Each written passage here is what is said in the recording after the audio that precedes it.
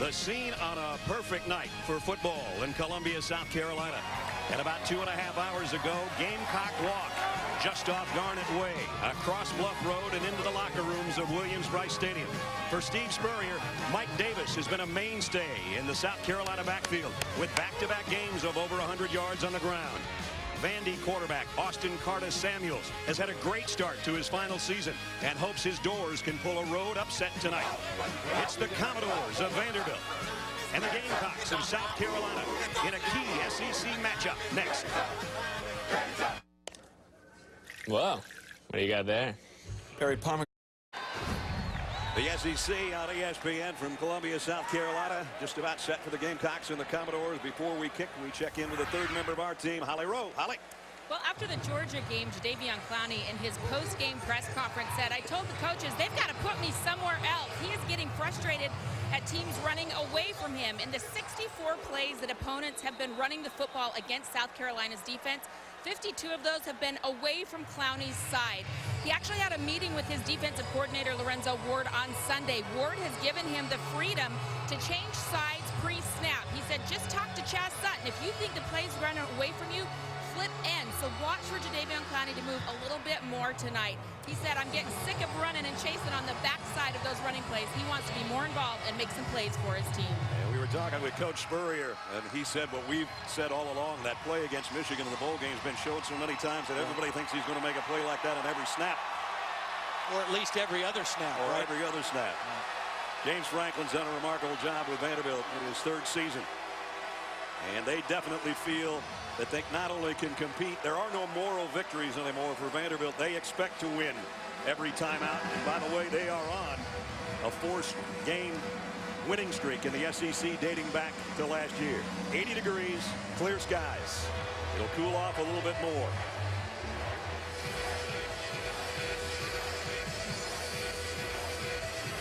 South Carolina won the toss and deferred, so they'll be kicking away.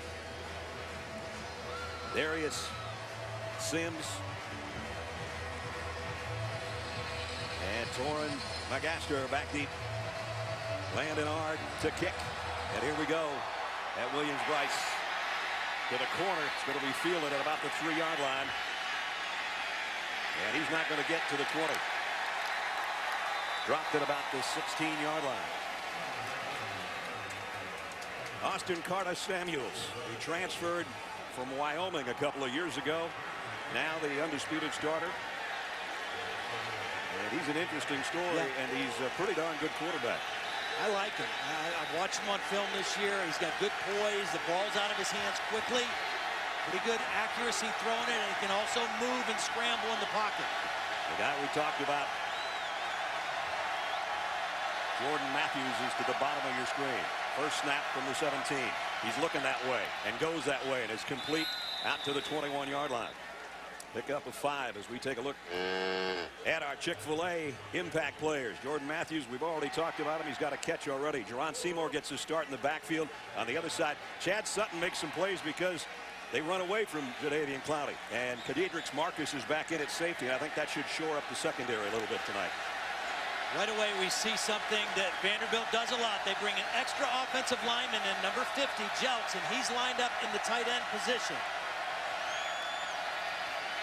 Carter Samuels on the move, and a tough throw, incomplete, intended for Matthews. Even though they would have loved to got the completion there, the good thing is they broke a tendency, because coming into the game, when they brought that heavy look in, whether it's 6 linemen or 7, they have not thrown the football very much. It's been primarily run when they bring the extra lineman in. First time they show it, they throw a pass. Last year, Vandy was only 3 out of 15 on their third down conversions against South Carolina. South Carolina wasn't much better, in fact. But it's a different quarterback. South Carolina said they wanted to try to double Matthews on third down. Here he is up here at the top on this first third down play. They've got 3 receivers that way on third down at 5. Carter Samuels got a man right in his face, and down he goes. Chaz Sutton with a sack.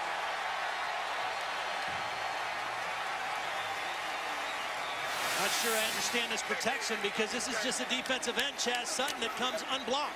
There's nobody to account for him. It's not a blitz. It's a 5-man rush, and Sutton comes untouched to the quarterback. That's just too easy. Yeah.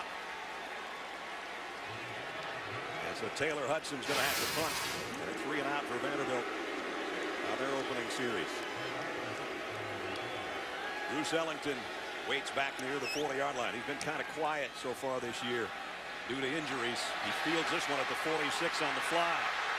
And Bruce Ellington with a stiff arm and goes out of bounds at the 42-yard line. So only a 38-yard punt and a 13-yard return. 38 yards and way too low. I mean, if you're going to kick an end-over-end punt like that, you better get it on the ground and bounce it out of bounds. Ellington was easily able to return that one. Connor Shaw, who's done a great job at home, where he is 11-0. He's had some trouble on the road, including last week in his home state of Georgia, even though he had a good game. But they came up short in that one, 41-30. Last year against Vanderbilt in an opener on a Thursday night, he played very courageously, hurt his shoulder in the second quarter, came back and finished the game, actually scored the game-winning touchdown on a run, had 92 yards rushing last year from the quarterback position. Mike Davis flushes out of that South Carolina backfield and goes out as a wide receiver to the left side, leaving Brandon Wilds with Connor Shaw in the backfield. And now got a stoppage in play before the first offensive snap. Not sure if the down markers in the, first of all, it's first down. There we go. That'll help. You know, you got one job to do. That's what my wife always tells me. You got one job to do and you mess it up.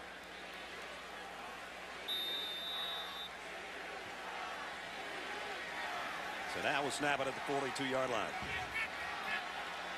Again, they put Davis and Wilds both back there in an overloaded pistol set. And it will be Connor Shaw, the keeper. And a nice run, 9 yards for Shaw. And South Carolina already deep in Vandy territories. We look at our Chick-fil-A impact players. Mike Davis, he's had 75-yard runs in both games so far this year. Nick Jones came on big time in the fourth quarter against Georgia last week. We'll see if they go more to him. Walker May, a good outside rusher. And Andre Howell, coaches for Vanderbilt think he's one of the most underrated defensive backs in the SEC. Second down and a yard. Shaw, easy throw and catch. Brandon Wilds, 4 yards in the first down. One of the problems that this Vanderbilt defense has had, even in the midst of their success here the last 2 years, has been quarterbacks that can run the football. They had a little trouble with Bo Wallace and Barry Brunetti from Ole Miss in the first game. You take a look at those 4 quarterbacks. 3 of those teams they lost to last year, the quarterback, a big reason why. That Jeff Driscoll of Florida was a big one, 177 yards and 3 touchdowns. This guy can definitely run. It's the best part of his game. Not that he doesn't throw the ball well. He's not the biggest guy in the world, but he's shifty and he has another nice game. And he makes good decisions. I think that's the biggest thing about him. He has a very high football IQ. Steve Spurrier trusts him with the ball in his hands, and he makes very strong decisions through the course of the football game. When to keep, when to give, when to throw it away, when to take a chance. Davis and McLaurin with him in the backfield on second down and a long 4. Going to flare it out. Nice throw to Davis, who got it in stride, and Davis inside the 15 and down to the 12. Can't throw that pass any better. You mentioned the key phrase, in stride.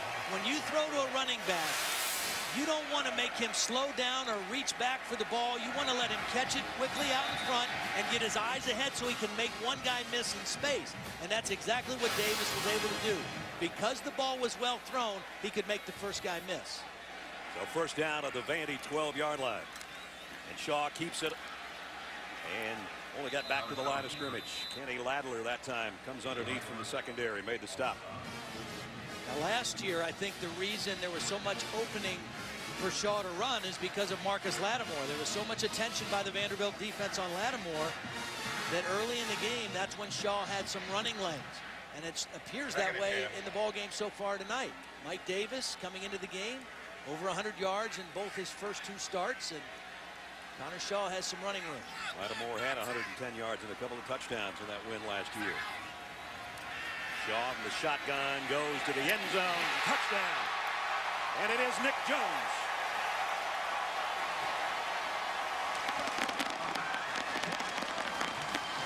So one of our impact players makes an early impact. Nick Jones, 12-yard touchdown catch. You mentioned the throw on the swing pass to Davis. This throw might have been even better. because there were defenders around Nick Jones, and Connor Shaw had to put it in one spot at the back of the end zone where only his guy had a shot to make a play. Elliott Fry, the freshman, in for the point after. Great start for South Carolina. They had a short field. Connor Shaw knew. Hit the road with Super. South Carolina's fans finding success. Brought to you by Expedia on the touchdown to Nick Jones. Well, Nick Jones is going to be lined up in the slot. He's right here, and you're going to see Connor Shaw. There's only one place for him to throw, and that's right there at the back of the end zone in between three defenders. You cannot put the ball in a better spot. Only your guy has a chance to make the catch. If it's incomplete, it's out of the back of the end zone. As it was, perfect throw results in a Carolina touchdown. Connor Shaw 3 for 3 to 3 different receivers on that drive. The last 12 to number 3. One of our impact players. There's his numbers on the year. So South Carolina early 7-0 advantage. Darius Sims and Torrin McGaster again back deep. Last time they didn't get it out to the 20-yard line on the kick.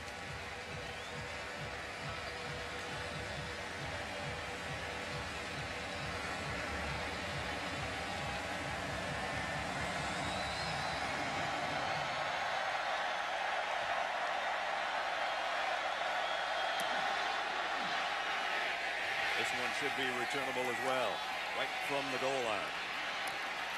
Sims across the 25. Nice return out to the 30. The ball came out. I think he was down. Well, there's still a mad scramble for it, but the linesman's got his foot down at the 30-yard line. A 30-yard return. Before Vandy snaps it, let's check in with Reese Davis. Reese? The player was down. First down.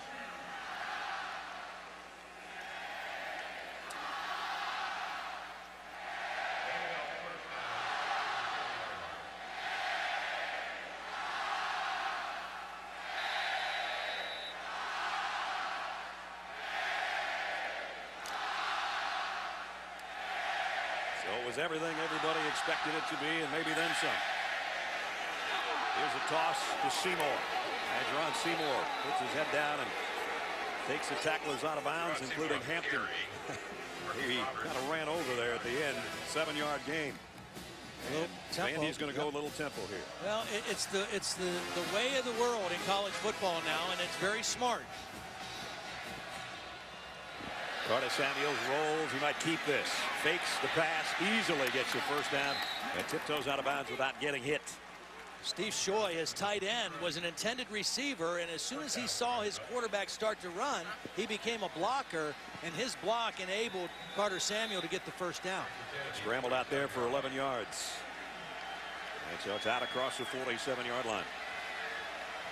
Brian Kimbrough comes into the Vanderbilt backfield, and now Carter Samuels will come out as a receiver with a wildcat working here. And it didn't work at all.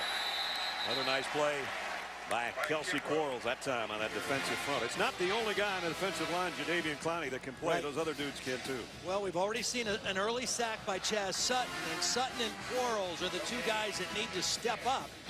If teams are going to run away from Jadeveon Clowney on a consistent basis, then guys on the other side of that defense have to rise up and make plays. They have to make them pay for that philosophy. A second down and 10. Carter Samuels middle screen, threw it too low. Seymour might have had a little room to work. The blockers were out in front, but it wasn't delivered to him on time or on target. And it's incomplete, third down and long. And it was Kelsey Quarles again who got pressure. You know, you want to allow quick pressure on a screen, but that time Quarles was very close to Carter Samuels and forced a bad throw.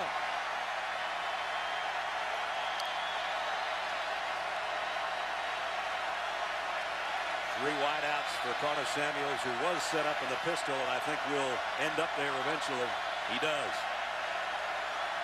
Third and 10. Play action. Pockets collapsing. And down he goes. Second sack of the night. Well, Kelsey Quarles looks like he's come to play tonight. Did not play very well last week against Georgia. He's been very active. Comes on a little inside tackle stunt. And he gets the sack. Actually, good pressure by he and J.T. Surratt, both of them working on the inside there. So another punt coming up from Taylor Hudson.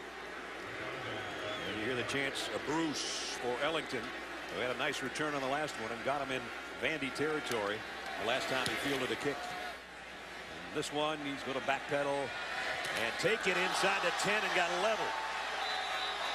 Chris Moody.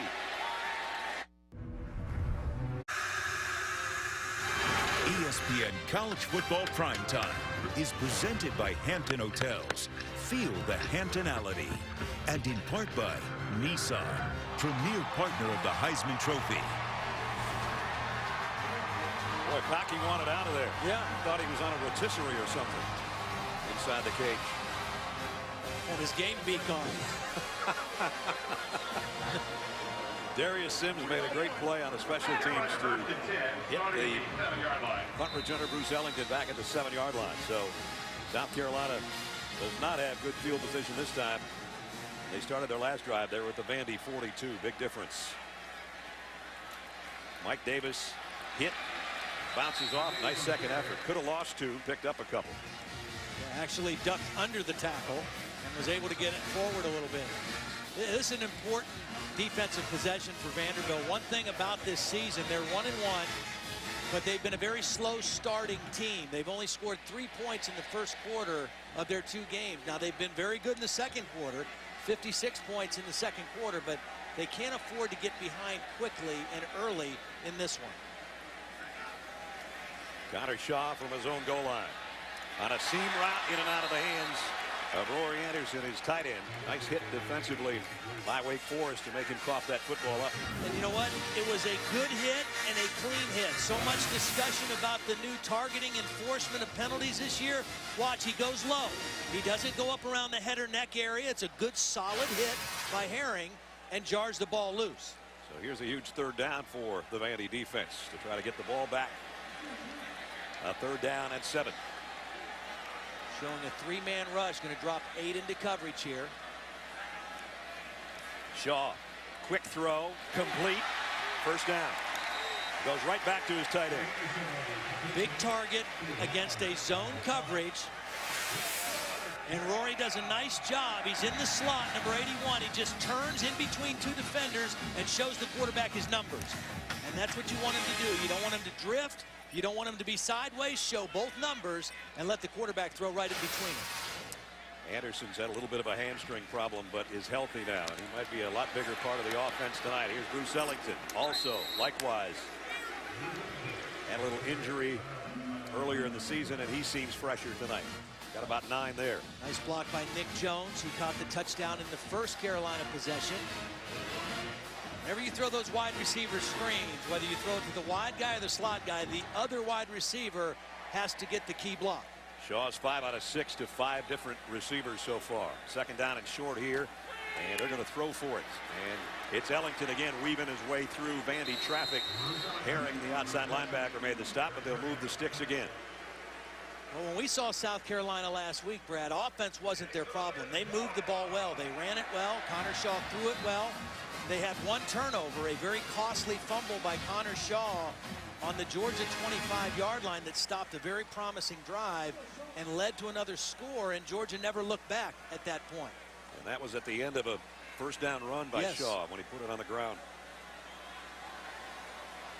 So first and 10, South Carolina at their own 38-yard line.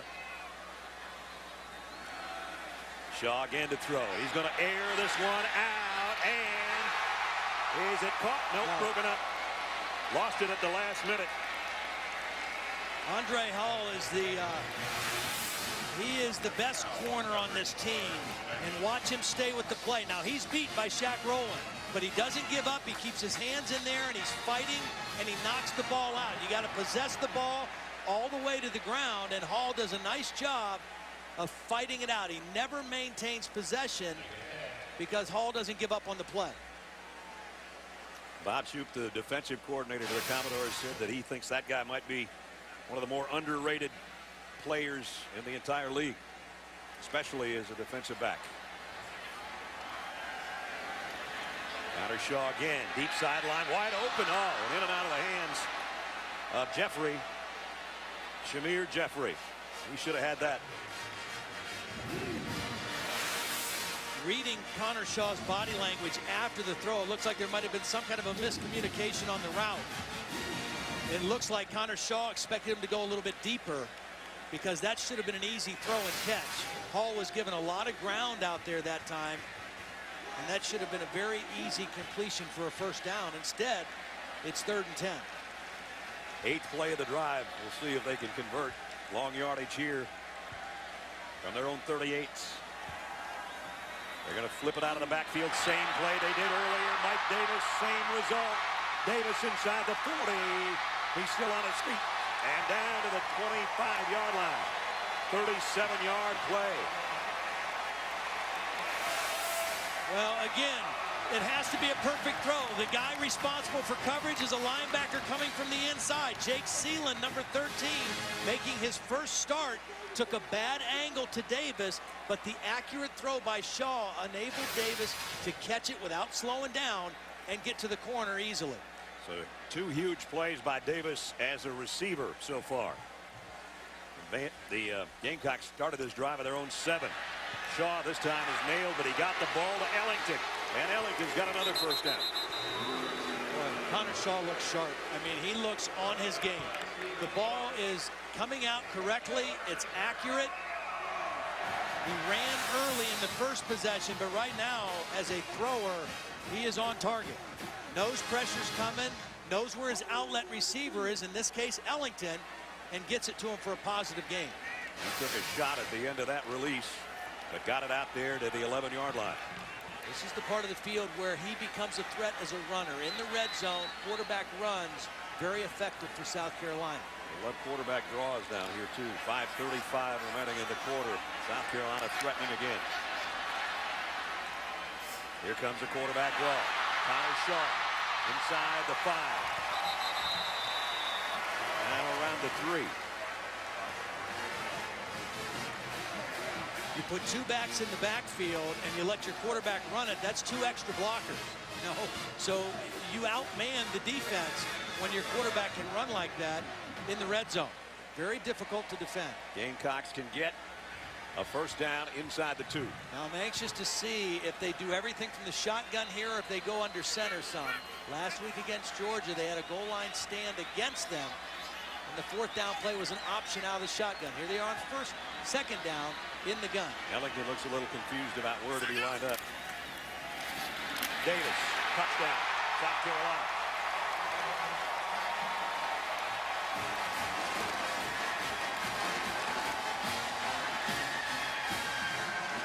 Ellington looked a little confused, but he did his job, and that is secure the backside. When you run the zone, you have to make sure you block the outside guy. Watch him cut off the backside and allow Davis to cut this all the way back the other way. All he has to do is get in front of his man, which he does, Herring, and Davis is able to get it into the end zone. Elliott Fry for the point after. All South Carolina here early. Vandy better have an answer for this, or it could get out of hand for him on the road.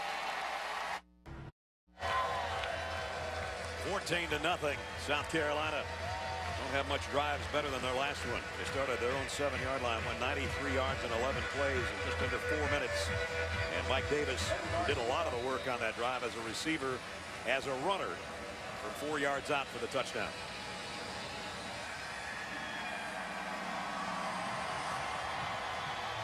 Landon Ard will tee it up.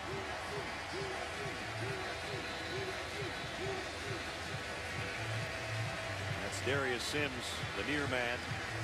And Torin McGaster also back there with him.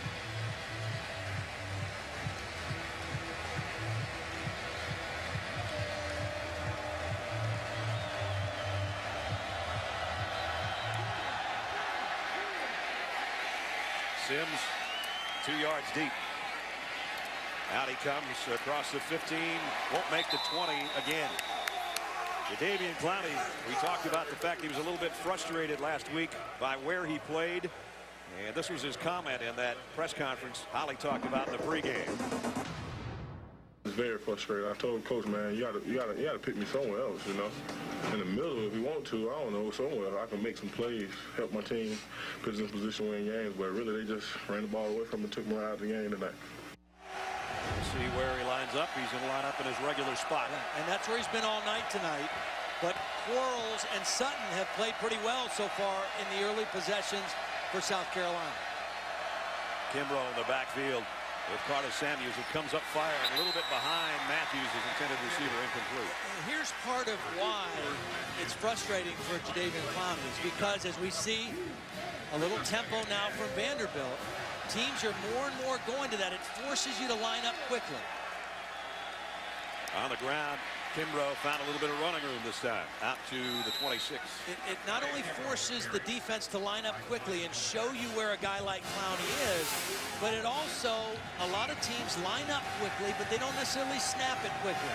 They line up, they see where the defense is, they look to the sideline, and then they check the play at the line of scrimmage. And it's very easy to see where he is and then call plays that go away from him. Now this is where he needs to make his money on third down, when he has a chance to rush the passer. They're down at 3. There he comes around the corner, and the quarterback, Carter Samuels, knows that, but he's going to be short by about 2 feet of the first down. Gerald Dixon got some inside pressure. The guy working against Jadeveon Clowney tonight, number 67, Wesley Johnson, is their best offensive lineman. This is his 41st consecutive start. He's played 4 different positions. Does a nice job just riding Clowney up the field, knowing that the quarterback is running back inside on that play. If he plays every game this year, he'll break the Vanderbilt record for most career starts. He's going to be a good player at the next level because of what you said. He can play a lot of different spots. Victor Hampton back as a punt returner this time. Takes a couple steps back and then takes 2 more steps back.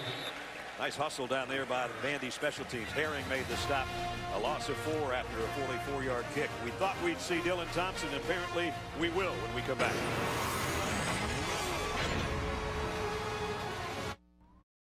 Gamecocks with a 2-touchdown lead as you look at the South Carolina defensive front there. Jadeveon Clowney, over the first couple weeks, people have wondered if he takes plays off and doesn't go hard all the time. He went hard on 3 plays in a row, and then watch him on 4th down go after the punt.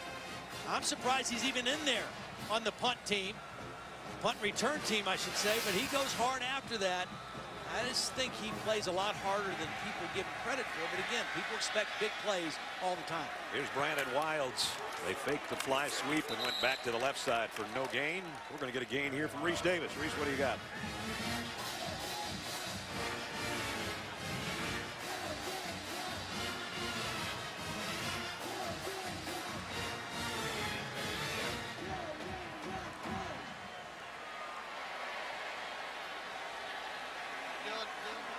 Keep us posted. Reese, Dylan Thompson, and that quarterback for South Carolina.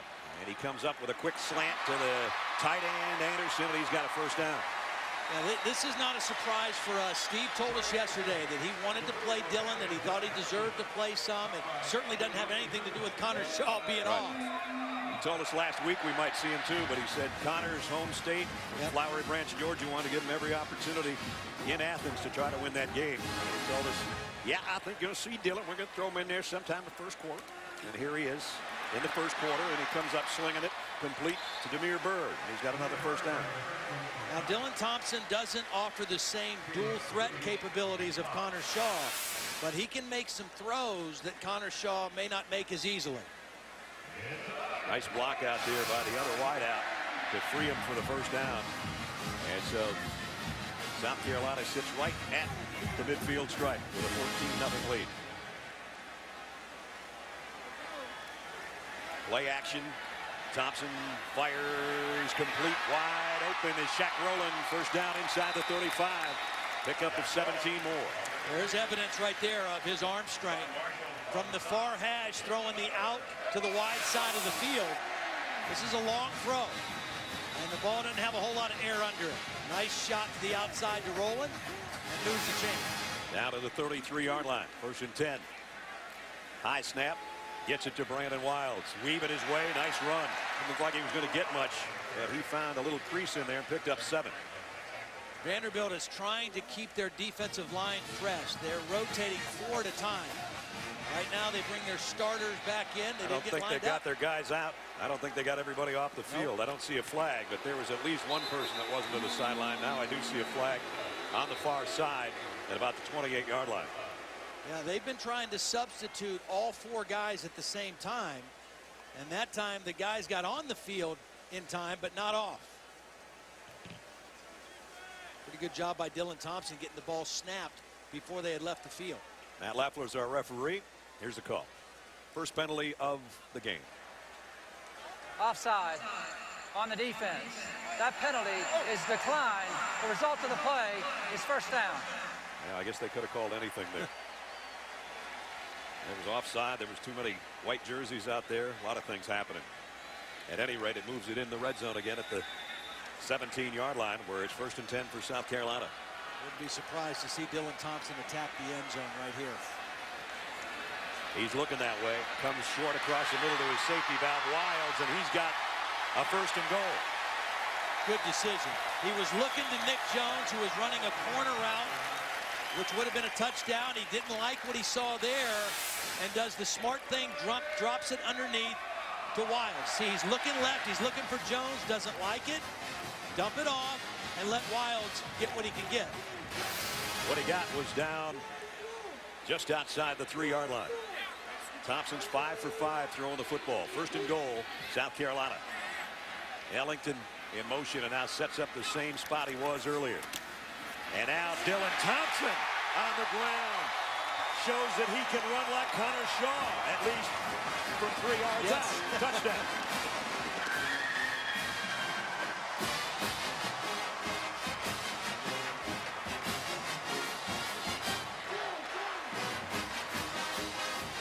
Again, a nice job on the backside by Bruce Ellington, the wide receiver who's responsible for the end of the line. He reads it. Dylan Thompson read it, kept it, got it in the end zone.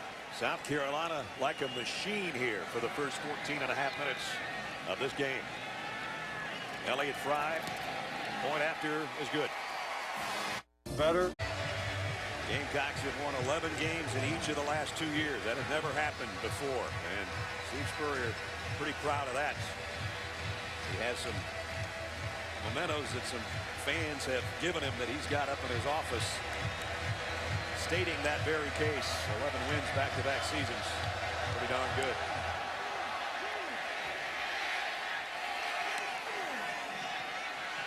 Sims from the 1-yard line.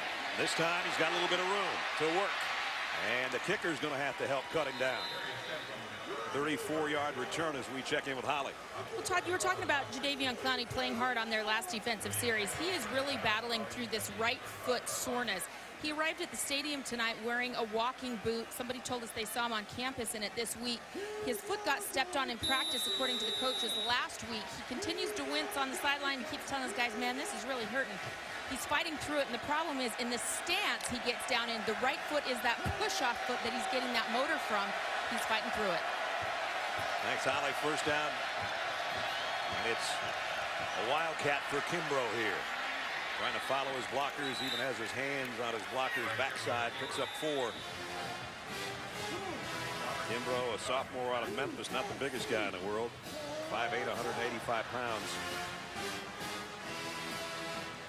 James Franklin, we talked about slow starts. They started slow tonight. They have scored at least 21 points in the second quarter in their last 4 games. So we open the second quarter. Vandy in an eye backfield. And decent gain for Kimbrough. Marcus Roberts, the outside linebacker, made the stop after a pickup of 3. They pretty much have to have this third down, Todd. Yeah, absolutely. I'm sitting here thinking the same thing. Critical play right now for Vanderbilt. Curtis Samuels has got to get it done. Throws out wide side. Matthews, as Todd said, they got to get it in his hands, and he's got a first down and into South Carolina territory. 47-yard line. They run their wide receiver screen a little bit different than most people. Most people throw it to the slot guy, and the outside receiver is the blocker. They like to put Matthews out wide, throw the ball to him, and let the slot receiver become the key blocker. They've had a lot of success this season with that little play. So the Commodores' first trip into Gamecock territory, just inside the 47-yard line. Carter Samuels in the gun. Scans the field, comes across the middle into some tight coverage, and it's incomplete. Intended for Shoy, the tight end. Kind of a dangerous throw. There was two guys on number 81 who tried to tuck it in there. They'll bring up second down and 10. Now it's second down and 10. They take Shoy out, and they bring in the extra lineman, Andrew Jelks, number 50, who they'll line up in the tight end position. And again, this has been a heavy run formation for them. So South Carolina's strategy against this, kind of load the box, blitz it, anticipating run more than pass. They give it off to Kimbrough. He stood up by Jadeveon Clowney, and when he gets help from his friends, got about 3 yards out of it. James Franklin said, come on, let's go.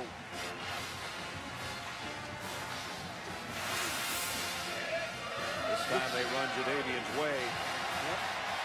And you see the best lineman working on him. Has a hold of the jersey. You know, sometimes you got to hold Superman. Look out. Avoided a sack from Chaz Sutton, did Carter Samuels, and then landed on his backside.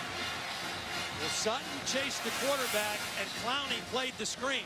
Watched Jadeveon read it and go out on the screen, and Sutton went after the quarterback. Both defensive ends lined up on the same side that time, and both of them did their job beautifully.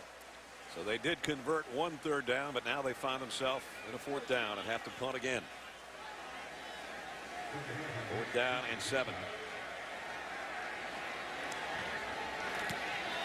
Hudson, knuckleball kick. This one's going to be a good one, though. It'll go out around the 7 or 8 yard line. So for the second time tonight, South Carolina be inside their own 10. The last time they went 93 yards for a touchdown.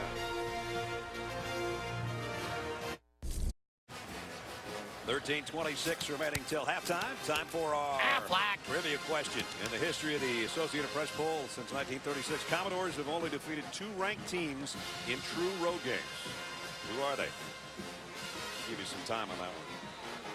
Second time tonight, South Carolina will be inside its own 10-yard line to start a drive. They started at the 7 earlier and capped off a 93-yard march in 11 plays. This time they'll be at the 8. And it'll be Connor Shaw coming back in at quarterback. Yeah, that drive, they went 93 yards. They converted a huge 3rd down play. A pass from Connor Shaw to the tight end Rory Anderson that really got him out of there and got him going. 13 out of 16 between the 2 quarterbacks so far in the first half. And Shaw rolls into his own end zone. Loads it up and now pulls it down. Wanted to throw, but he gets what he can, which is about 4 yards. Before Kyle Westman, brings him down. And a good decision. They had a deep route to Demir Bird, who's the fastest of the wide receivers. Vanderbilt didn't bite on it, and he made the solid decision to just become a runner and turn it into a 5-yard gain.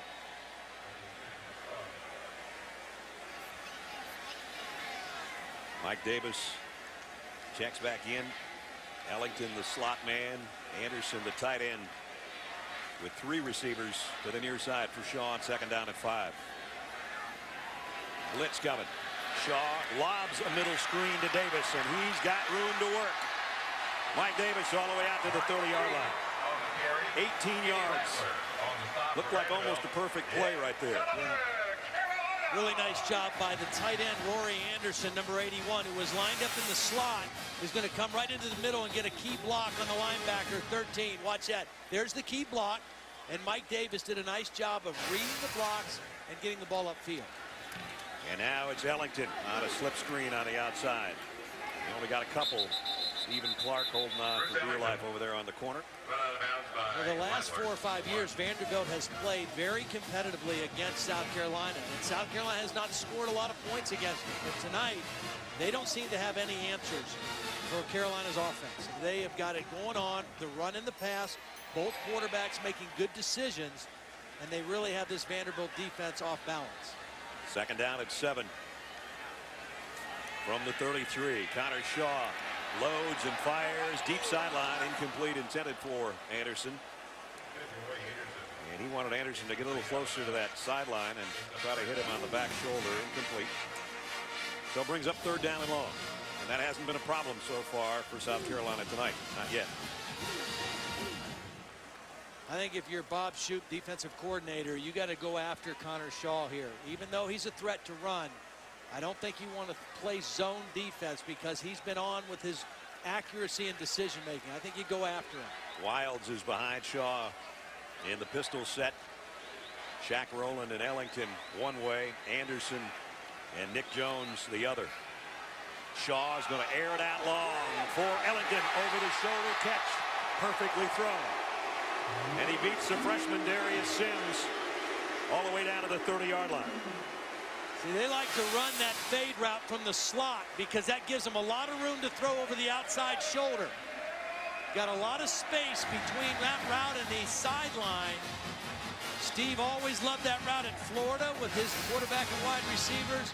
Brought that same concept here to South Carolina, and can't throw it much better than that. Second time Shaw's thrown a 37-yard completion. That one was a long ball. The other one was to Mike Davis on the swing pass, and it's got him down inside the 30 as they mark it at the 28. Shaw again over the middle, and this is Wilds near the 22 for number 22. Jake Seelan, the middle linebacker, made the stop. Seelan in there because Chase Garnham, the normal middle linebacker, has a right leg injury. He's been in a cast this week. So Seelan's, who's a young guy at Tucker, Georgia, good player, but doesn't have the kind of experience they had from the other guy. And there he is. I'm not quite sure when he's going to be back. Flags down. Oh, illegal substitution on the offense. 12 men in the huddle. 5-yard penalty. Second down. First penalty against the Gamecocks. There's no timeout. They're moving the ball well enough with 11. They don't need 12. That's for sure. So the clock stopped, 10:43, and again Connor Shaw has been nearly perfect. He's had a couple of passes that could have been caught. Yeah. I mean, between he and Dylan Thompson, ball hasn't touched the ground very often. Well, and the problem for Vanderbilt please is... reset the game clock to 10:55 on the game clock, please. 10:55 on the game clock. They've not been able to make him uncomfortable at all. They haven't got enough pressure on him to make him uncomfortable in the pocket or to make some bad decisions, and so his accuracy has been on point. Mike Davis flushes out of the backfield, up as a wide receiver on the right, and now Shaw's going to take off, inside run. A pretty good game before Walker May wrapped up his ankles. And it brings up 3rd down. 3rd down and 7. They've been in this situation earlier in this drive. They need to get down to the 18-yard line for a first down. South Carolina, 4.5 minutes more time of possession, but they've used that possession time beautifully. 283 yards already. 3rd down and 7. Little stunt on the front line for Vandy. Didn't matter. Perfect throw. Bruce Ellington, touchdown. 26-yard strike. Shaw to Ellington this time.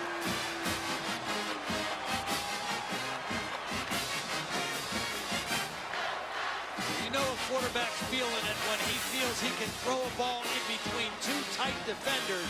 The corner and the safety had great coverage on Ellington, but the ball goes right between the two white shirts. That is a quarterback who's feeling pretty good tonight.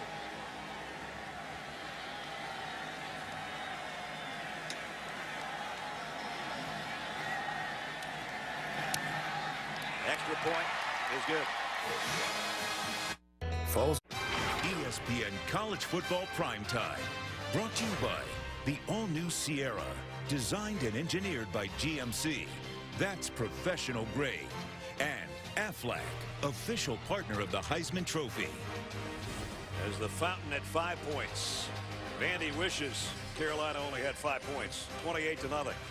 Well, the execution level for South Carolina has been beautiful. Now, Darius Sims is going to come on a blitz, but I want you to watch. Look at the eyes right here of Wilds. He is seeing the blitz. That's his responsibility to move across the formation and pick it up. Connor Shaw knows he has a linebacker running underneath the coverage. Doesn't matter, sticks it right in between two defenders, but the execution of South Carolina has been spectacular.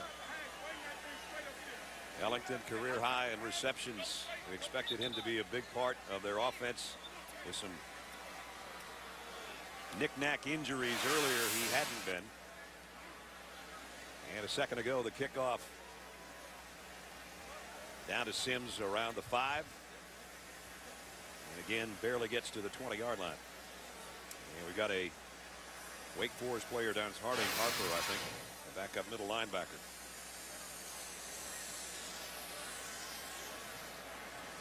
If I said Wake Forest, I apologize. Vanderbilt. So we'll check on Harding Harper with just under 10 minutes to go when we come back. Earn more free nights when you join Wyndham Rewards. More Super. Montgomery, Alabama, on the kickoff return team. He just sort of took a weird step on his own. I don't think he was hit by anybody. They're working on his left knee right now. So they've already are thin at the middle linebacker position, and it just got thinner.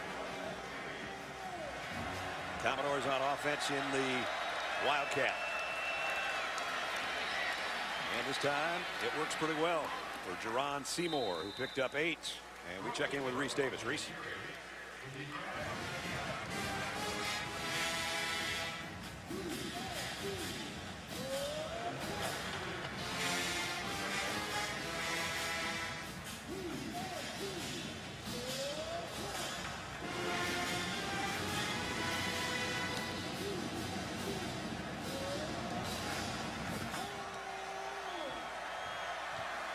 Full house backfield.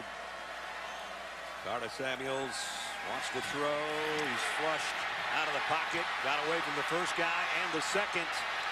Not the third. Go lightly. Got him. Third sack of the night for South Carolina. A lot of substitutes in on the first 2 plays for South Carolina. They get good pressure there. Excellent coverage downfield. Carter Samuels had enough time to throw. Couldn't find anybody open, had to reload. And as you mentioned, got away from the first 2 would-be tacklers, but not go lightly.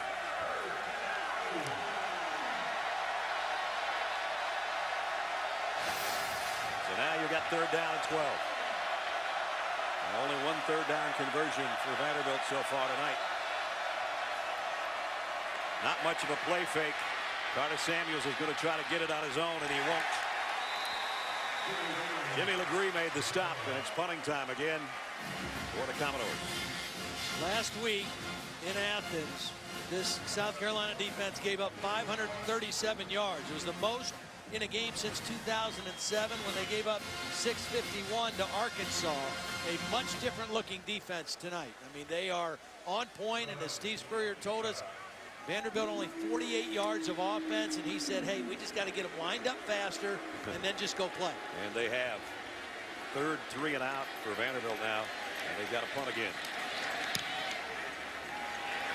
Hudson's kick. Ooh, a dandy. Over the shoulder catch attempted by Ellington. He dropped it, and now he picks it up at the 2. Starting to come the other way and dropped. And it's Sims again on the punt return team, and we might have a flag before this play's over. The end of the play, and it's still going on. It's going to go against Vanderbilt, I'm pretty sure. Well, now we've got one on both teams, so not very smart by either player.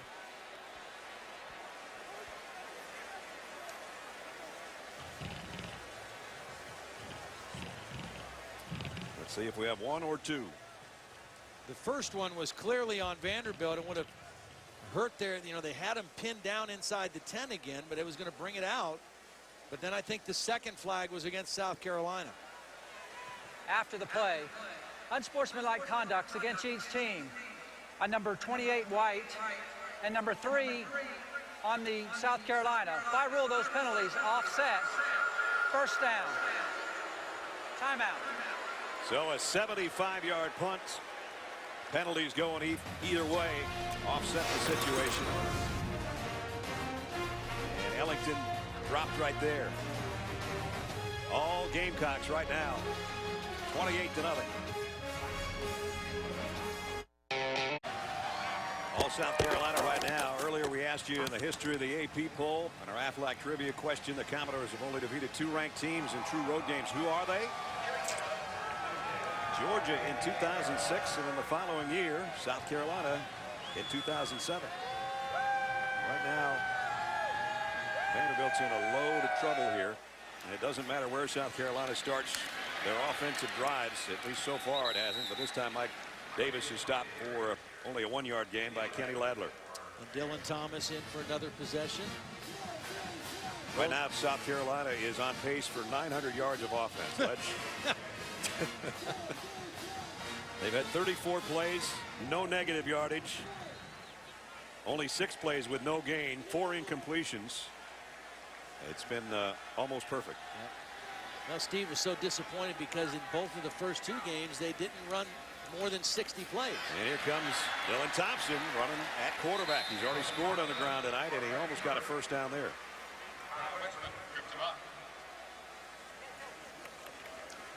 I just think it's amazing when you consider what Steve Spurrier's done here. I mean, we all know the success he had at Florida, but he literally changed the culture here in Columbia as well.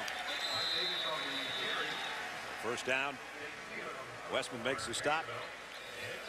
It used to be when you talked about the power in the SEC East, it was Tennessee and Florida, and then it was Tennessee, Florida, and Georgia. And now it's Georgia, Florida, and South Carolina. Tennessee's fighting to get back in the fray. Of course, Vanderbilt has made improvements. Kentucky with a new coach and Mark Stoops. Missouri in the East now, but South Carolina a legitimate power in the East. Here's a throw out, complete. Quinton Smith, and he's got about 9 yards. Holly? Well, I checked with the Columbia Chamber of Commerce because there's just more of a buzz here in downtown with businesses, people coming into town, and they said the university have done a study that there is about a $6 million boost every time they have a home game here in the community. Winning football equals better business, more excitement, and Steve Spurrier has certainly brought that here to Columbia. Steve was telling us that a few years ago when he first got here, they were playing number 2 Auburn at the time, as Davis rips off another first down run out across the 35-yard line. As Steve was telling us, he said they were playing number 2 Auburn and they lost 24-17, even though they were trying to get a touchdown in the final play. And when they went to the locker room, all the fans here at Williams-Brice were clapping. Yeah. And he got on his radio show and said, please don't ever do that again. We're not into moral victories. We want to build a program. And obviously he's built one where he's the winningest coach in 2 different schools, Florida and here. And only Bear Bryant can make that claim. Keep it on the ground with Davis off the right tackle again, and right now they're just gashing the Commodores defense. Well, Holly mentioned the economic impact. I'll tell you another study that would be interesting that I think is equally true. Winning football means more contributions of alumni to your university and more applications of students that want to go to school at your university. Right. It has a powerful effect on a whole community and a university. They talked about what Johnny Manziel did as far as enrollment at Texas A&M, and same can be said about kids here in Columbia. Incomplete pass this time. South Carolina has an enrollment of over 31,000, and of course Vanderbilt only around 6,800. This place has been packed pretty much every time they played, as they have won 4 straight against Vanderbilt. As I mentioned earlier, 11 wins in each of the last 2 years, and their home winning streak is 3rd longest. And Georgia got that 13 by beating South Carolina between the hedges last week.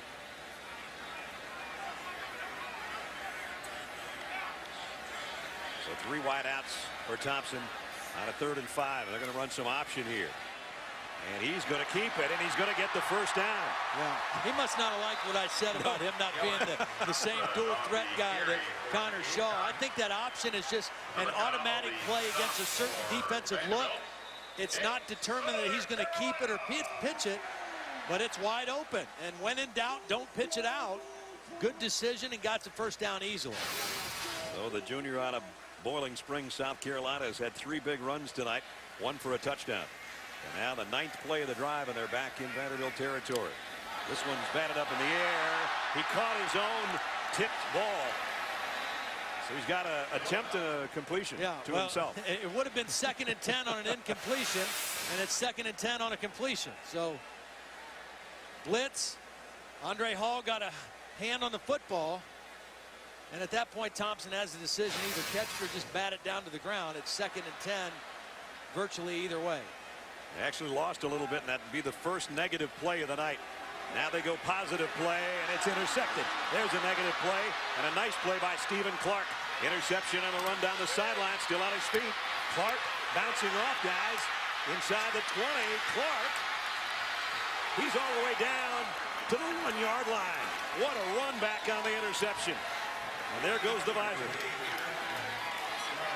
This is a beautiful play by Stephen Clark because he left his man.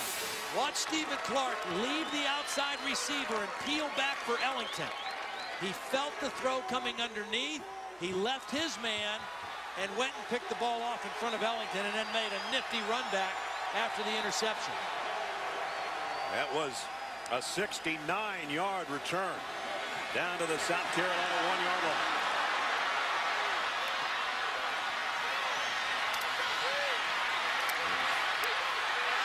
Got some nice blocking from his teammates and almost scored. Wild saved the touchdown. And slow to go off the field, Marshall, one of the captains, Javon Marshall, senior safety. This is where Vanderbilt not only brings in a 6th offensive lineman, but a 7th. They bring in their super jumbo lineup. They bring in Jelks, number 50, and also Spencer Pulley. And they go with a Wildcat. Seymour will take the snap, and he'll score standing up. So they really take advantage of the turnover in a hurry. 1 play, 1 yard, 1 touchdown. That extra lineman they bring in, Jelks, gets a nice block. Watch number 50 on the end of the line as the tight end seals the linebacker. The fullback, Fitz Lassing, 38, does a nice job and an easy touchdown. And they had to capitalize at some point. And they did right there. Gary Spear in for the point after.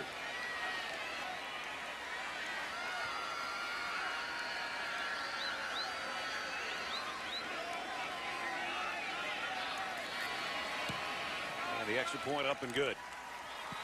So Vanderbilt was in dire need of making a big play, and they finally got one.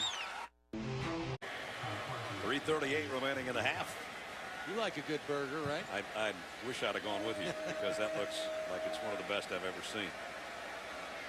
Gary Spear to kick. And Sean Carson back deep. At the goal line, dropped the ball. Picked it up on one hop. And he's going to get leveled at about the 12-yard line. Just wanted to say one thing to you, partner. Yeah. You got a little bit something right about there. Yeah, you know. You need a napkin. I know. I didn't realize that. You know, they caught me. My man Dave Earnhardt, the camera guy, didn't get off me soon enough. You know, I didn't know how you got your mouth around that thing. Let's be honest. I'm a professional. You are a professional. I'm a professional. That's what I do. But I mean, hey, it was another great place. Yep. Paulie's Front Porch. Amanda Steen was the manager there. Took care of us, and we're off to a rousing start. Yep. You know, it's fun to have the segment back again this year. Remember, he is a professional. Don't try that at home. That's right. Don't try it at home. And Todd's Taste of the Town book is out. He was signing books outside the stadium here today. Connor Shaw back into quarterback at the 13-yard line. Now with a 28-7 ball game. And he gives it to number 28. And Mike Davis, boy, he's had some tough runs. He's had long runs both of the first 2 weeks, a 75-yard touchdown and then another 75-yard run we saw last week. And he gets some tough yardage as well. 5'9" senior from Lithonia, Georgia. His brother James played at Clemson. Clemson's #2 all-time leading rusher, in fact. And he's the first running back in South Carolina history to have back-to-back games with 75-yard runs. Yeah, and I don't think Mike Davis is going to make people around here forget about Marcus Lattimore. No. But he's making the sting of losing Lattimore a lot less painful because he has really played well here early in the season and played well in substitution last year. And George Rogers, the Heisman Trophy winner in '80. He and Jadeveon Clowney. Ooh, the official took a bad spill over there by the first down marker. Hopefully he's okay. Herring made the stop on Shaq Rowland. And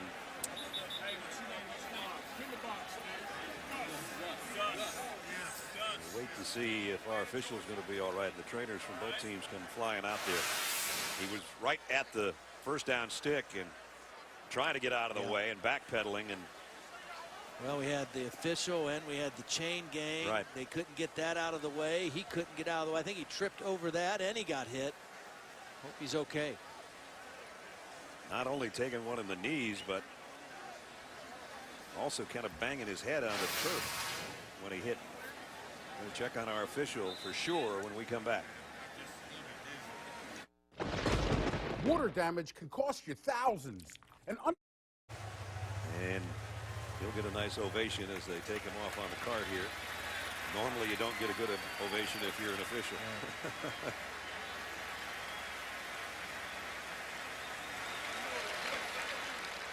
So we're going to wish him the best. I hope he feels better later, or better quickly.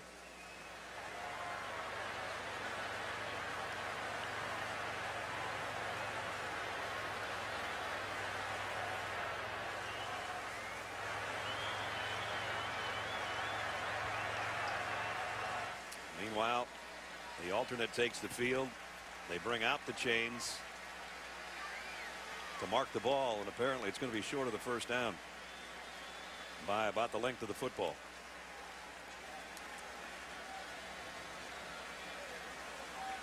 So that means third down.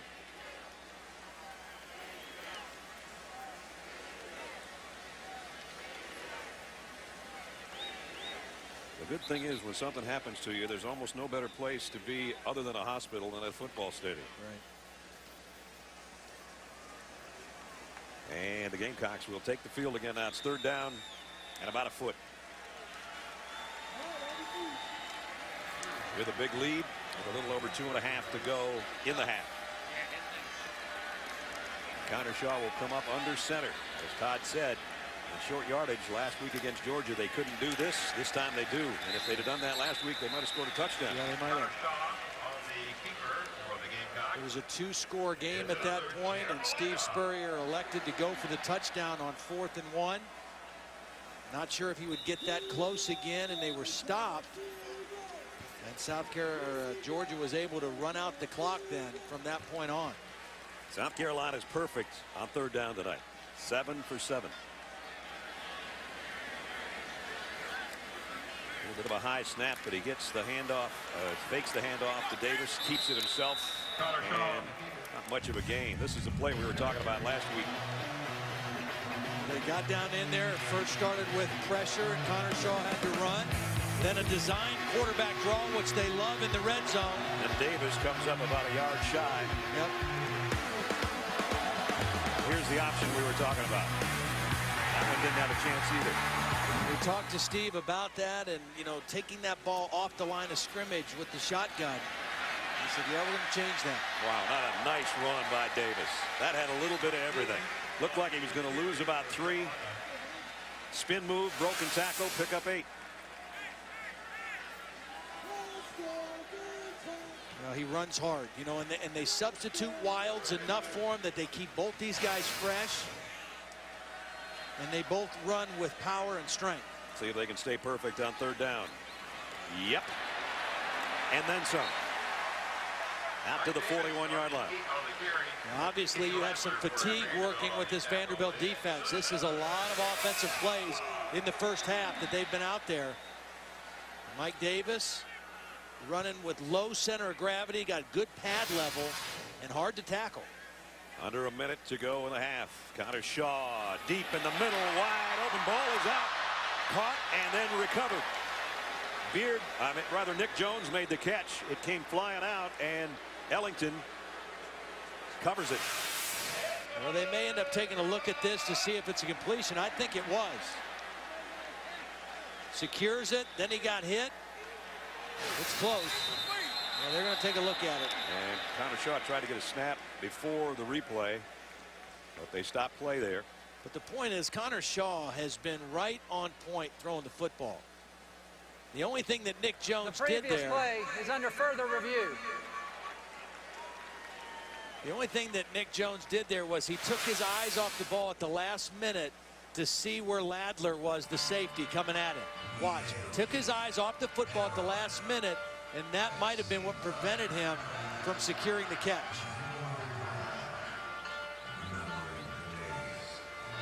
So the replay officials, the only guy I didn't mention a little bit earlier, John Bibles, the replay official tonight. There's another angle. The ball comes squirting out of there. It was ruled a catch on the field, so it has to be indisputable evidence to overturn that call. Catch and a fumble recovered by South Carolina. If it's a catch and it stays, Connor Shaw's 15 out of 19 with 2 drop passes. Yes.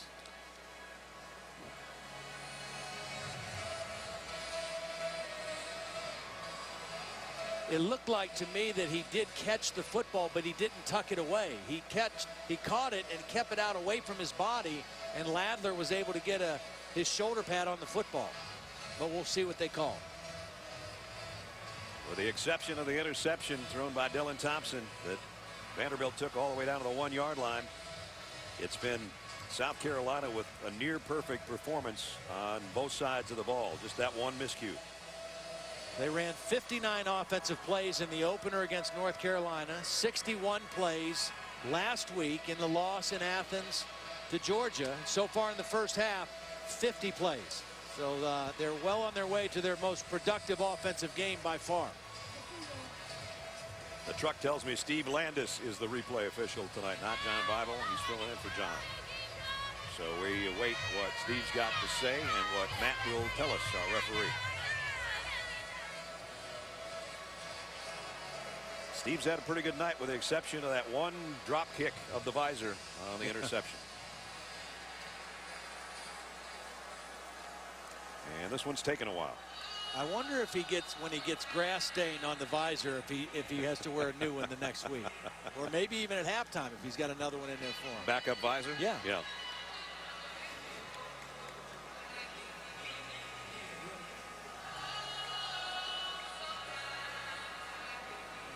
His offense looks sharp, that's for sure. That's why we got a big smile on both quarterbacks' faces. Both Shaw and Thompson have been sharp tonight through the air and on the ground, including Dylan Thompson with the touchdown run.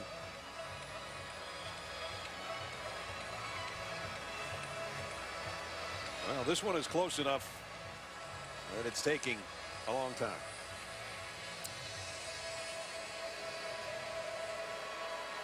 South Carolina just under 400 yards of offense in the first half.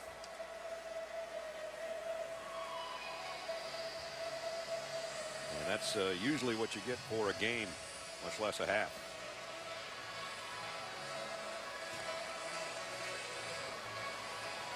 Yeah, I'm with you, Steve. I just made the same gesture up here to Todd. Let's go.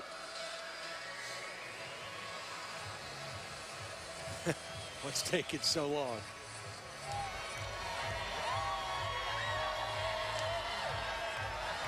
But part of his thing is, you know, go ahead and make the call. I just don't want you to slow down the tempo or the rhythm of our offense, because right now we're heading towards another score, whether we get this play or not.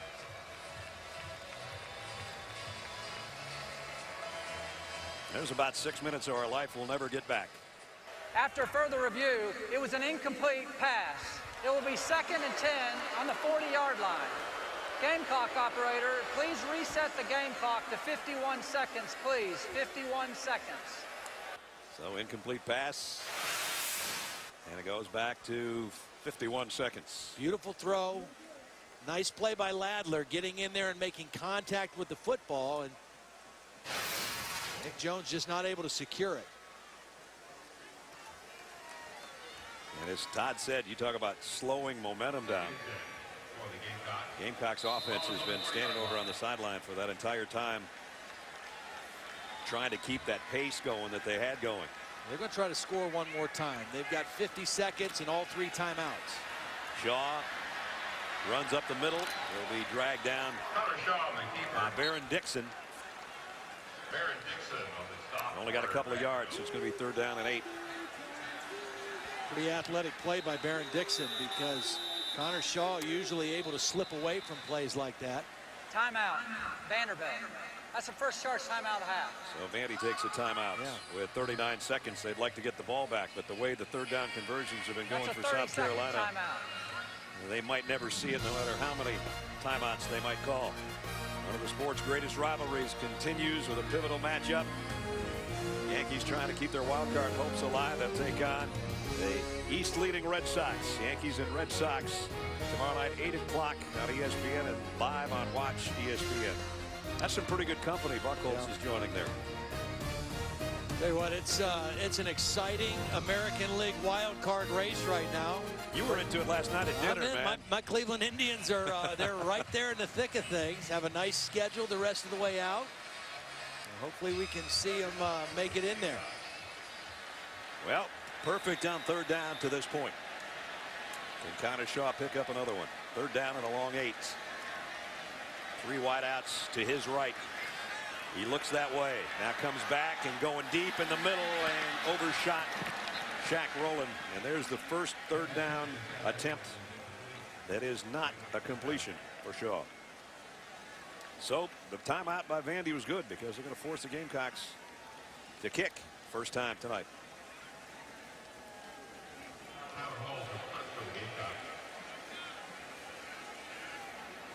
Jonathan Krause, who's a fine punt returner, waiting back at the 15-yard line on the kick from Tyler Hall.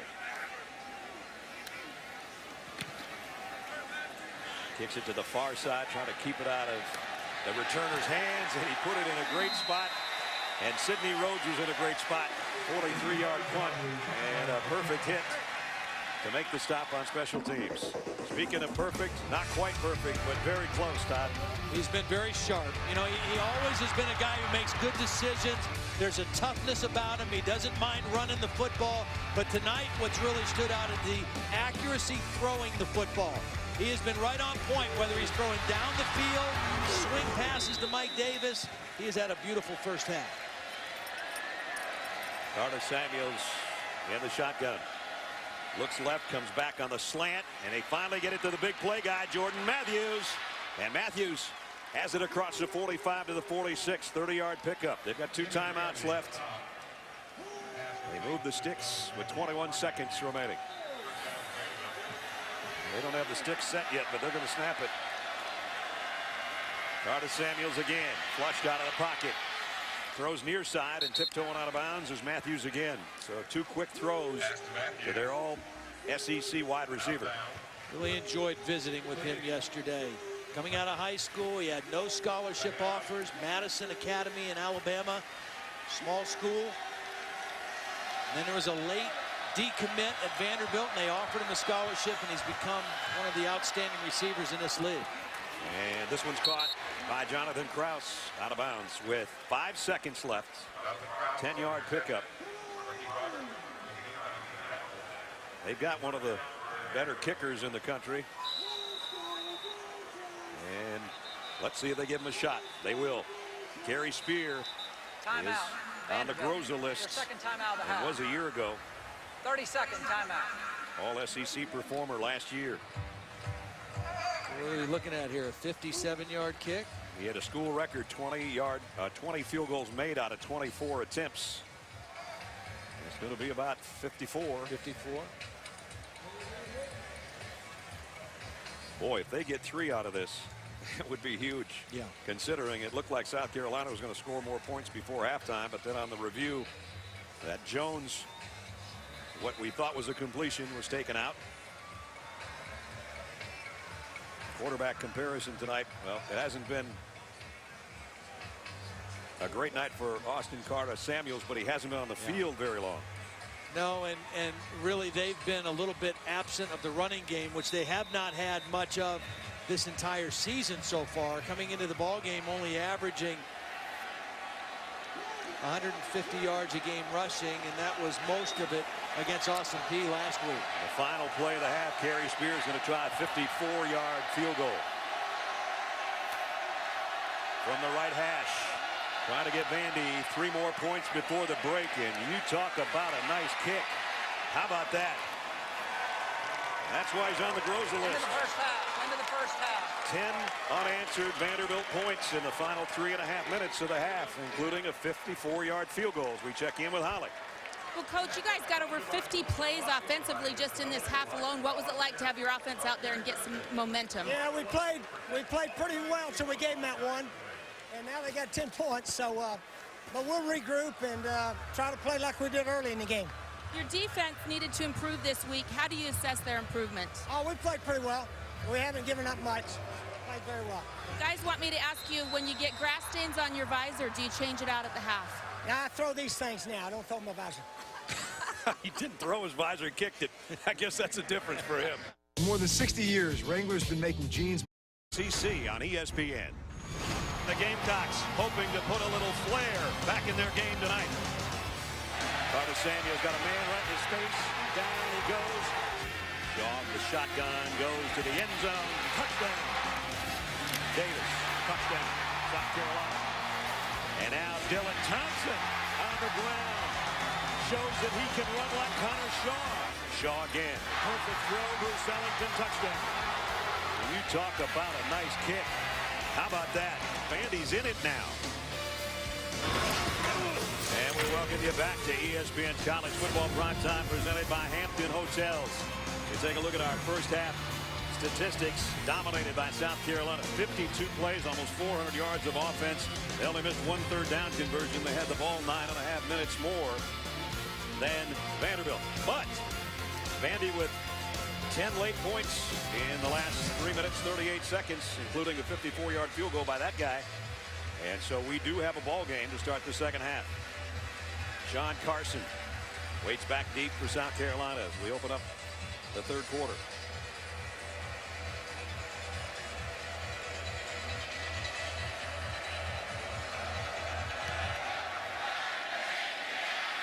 Carson will backpedal and just watch this one go out the back of the end zone. So 28-10 as we start the third. We welcome you back to Williams-Brice Stadium. Brad Nessler and Todd Blackledge, partner. That last 3 minutes and 38 seconds, I think, is pretty important. Yeah, well, the only bad thing South Carolina did was the turnover by Dylan Thompson, the interception. It was returned down to the 1 yard line. So Vanderbilt capitalized on that. But the big question in the second half, can they do anything on defense? Yeah. They have not come near slowing down South Carolina other than that interception. And I think Bob Shoop's going to have to do something different. I don't think they can play base defense. I think they're going to have to try to crowd the line of scrimmage, take some chances, and try to get some pressure on Connor Shaw, because he's been almost unstoppable when he's been in the game. Well, we'll see what they do to open up from the 25. 4 wide receiver group for Connor Shaw. He's had a big night, and he comes up throwing on first down, and he's got another completion out this time to his tight end Anderson as we check in with Holly. James Franklin said their biggest issue is up front. He said their offensive line is killing us. They're just protecting too well. We're not getting any pressure on the quarterback. We've got to get the ball out of the quarterback's hands. He said for us offensively, our line is not sustaining blocks. He said we can't get any momentum. We've got to get the ball to 87. He's our best. The field goal. But you're right, Holly, they haven't gotten to Shaw as Davis runs for another first down. He's just been a horse tonight. He hasn't had any big runs, but he's up around 50 yards on the ground. And he's had some big receptions out of the backfield as well. Through 2.5 games now, South Carolina's only given up 3 sacks, none tonight. And there's the numbers on Mike as he got to 51 on his 10th carry. Looks like he was hobbling a little bit after that last dunk. But he did get a first down at the 36-yard line. Shaw, deep sideline, wide open Shaq for Rowland. And he steps out of bounds with another first down. And a pickup, 19 more. Run and pass, run and pass. They've had balance all night. Pretty big cushion by Andre Hall. Nice job by Rowland pushing him down the field and then breaking it out on the comeback route. And again, good timing, good accuracy by Connor Shaw. And we've seen that the entire game.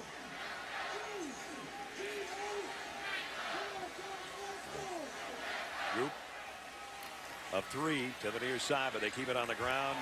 And now Davis cuts it outside. He's got Ellington as a blocker out in front. It's inside the 40, and another good run by Mike Davis. Just instinct, because that play was bottled up. I mean, he was hit in the backfield, but he wasn't wrapped up in the backfield. So he just bounced and found some space. Got knocked back a couple steps, and then got it to the perimeter and turned it into a positive gain. Picked up 8 when it didn't look like there was anything. Second down and 2. 2 tight end set here. Davis trying to cut back, and this time Commodores are waiting for him. Very little gain. Jake Seelan was the first guy to make contact, and then he got help from his friends. And Mike's going to have to clear a big hunk of Williams-Brice Stadium out of his face mask. Should get a little help from his friends on that. He doesn't know it's there. Third down and a yard coming up. Nice balance of run and pass for South Carolina.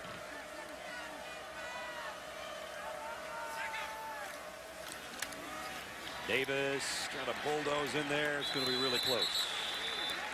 You know, Holly mentioned that James Franklin said the offensive line of South Carolina has just been really having their way with Vanderbilt's defense. We should mention for the second week in a row, South Carolina is playing with their backup center, Clayton Stadnick, number 54, in for the injured Cody Waldrop, who has a right foot injury. Could not play last week in Athens. Didn't play this week either. And the one thing I've noticed, Stadnick has been better with the shotgun snaps than he was a week ago. And on 4th and less than a yard, Shaw takes it himself as he took the snap under center, and he's going to have the first down. Ran right behind Clayton Stadnick. Yes, he did. And Connor Shaw gives the first down sign in case the official wasn't going to. He's had some nice runs in his career. He's had some tough runs in his career, and that was one of them. See, this is where Steve Spurrier, historically, after you get it on 4th and 1, go play action here and maybe take a shot for a big play. 8th play of the drive to open up the third quarter. Flaring it out to the tight end Adams, and he's got a first down. That's the backup tight end, pickup of 12, and he, like Rory Anderson, a big target, 6'6", 237 pounds. And they're athletic. You know, this is a nice job. They took the 2 outside receivers to run off the coverage. Shaq Rowland comes back with a nice block, and you go underneath to the tight ends, and both Adams and Anderson are athletic guys. Brandon Wilds now in the backfield with Connor Shaw in the shotgun. They fake it to him, and now Shaw's going to take off and get back to the line of scrimmage. That's it. Might have even lost a little bit. Adam Butler and Larry Franklin made the hit.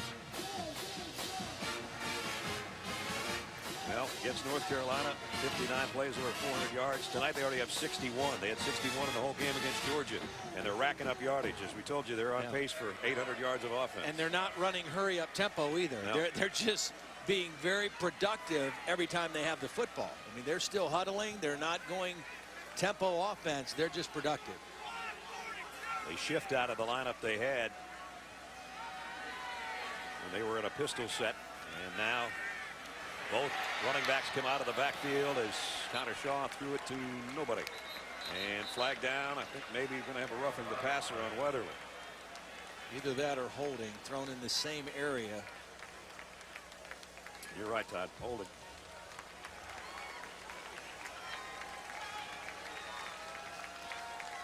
Corey Robinson was trying to keep Weatherly off of Connor Shaw. On the offense, number 53, 10-yard penalty. Repeat, second down. Big left tackle, 6'8", 341-pound junior. Yeah, it was just a quick rush. Watch, he gets beat off the snap and isn't able to recover and instinctively just grabs. And that's, you know, you want him to keep his guy off the quarterback. But he just got beat off the first step on that rush. And you saw Connor Shaw did hit the deck and he got up limping, but that was not Weatherly's fault because he was pushed in and kind of leg whipped underneath the legs of Connor Shaw. So it backs it up to second down at 21. Wants to throw a middle screen. Does. Wilds on the run. Wilds in the open. Wilds is gone. Touchdown, South Carolina.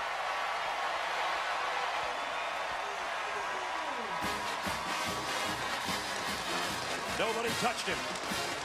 Brandon Wilds, 33-yard touchdown reception. That's sloppy defense because you run the screen on second and long to get part of that yardage back and set up a manageable third down. They just got an easy touchdown out of it. Good blocking downfield by the center Stadnick and the right guard Ronald Patrick. But I think that was poor defense by Vanderbilt as much as anything. Elliott Fry with a point after. Been a busy kicker tonight. It's good. Yes. Allstate makes contributions in participating universities' general scholarship funds for each field goal and extra point kick. To date, Allstate's contributed more than $3 million in scholarship monies. South Carolina's had touchdown drives tonight of 42, 75, 76, 92, and 93 yards, and thus 466 yards of offense.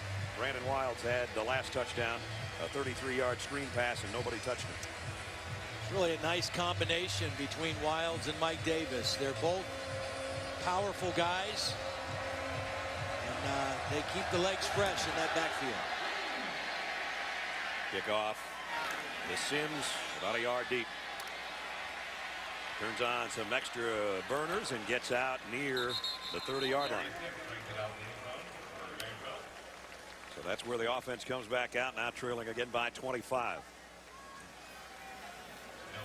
James Franklin in his third year has done a nice job with Vandy. They've had some off-the-field issues for sure in the past 2.5, 3 months, which he has tried to keep his team focused from those problems and tried to shoulder all of what's gone on in Nashville over the course of the last 3 months. We'll talk more about that in a second. Austin Carter Samuels in the shotgun on their first possession of the third quarter. He's going to go deep down the middle and got it to Jordan Matthews, and Matthews takes 2 or 3 Gamecocks to bring him down, but he got it across midfield down at the 49-yard line. Well, they moved him to a different position. He's been out wide most of the game. This time he was in the tight slot. It's a lot harder to double him when he's in tight. He does a nice job getting behind the linebackers. He beats his man right off the play. That's Bryson Williams, the safety, who was covering him in the slot. And to get him the football early to start the third quarter. At the 48-yard line. And now Carter Samuels calls the play and then trots out as a wide receiver as they go with a Wildcat. And this time, nice blocking. Seymour all the way down inside the 30 to the 28-yard line. That's the best that's worked tonight, a pickup of 20. Well, see, the difference is they didn't substitute. They didn't put the extra lineman in. Carter Samuels called the signals, then he went out wide. So South Carolina wasn't necessarily anticipating the run, and they caught him a little off balance with that adjustment at halftime. They didn't put the extra lineman in. They just shifted the quarterback out, direct snapped it to the running back, and got a nice game. Fitz Lassing, the fullback, got the big block at the end to give him some extra yardage. So they got it 1st and 10 at the 28-yard line of South Carolina. Here comes a blitz on Carter Samuels. He fires long, and it's incomplete. Closest man out there was Jonathan Krause.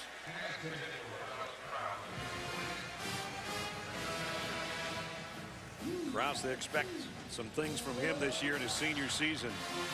Trying to take advantage of his opportunities here because it's his last year, and they think that the lights sort of come on for him. He's a really good punt returner, but they want him to be a bigger part of the passing game. They don't have Chris Boyd, who was a 50 reception guy a year ago because of what I was talking about with the issues that Vanderbilt's had. So Jordan Matthews is their big play receiver, but they don't really have a second guy. This time they flip it out to Matthews, and he's going to lose a couple of yards.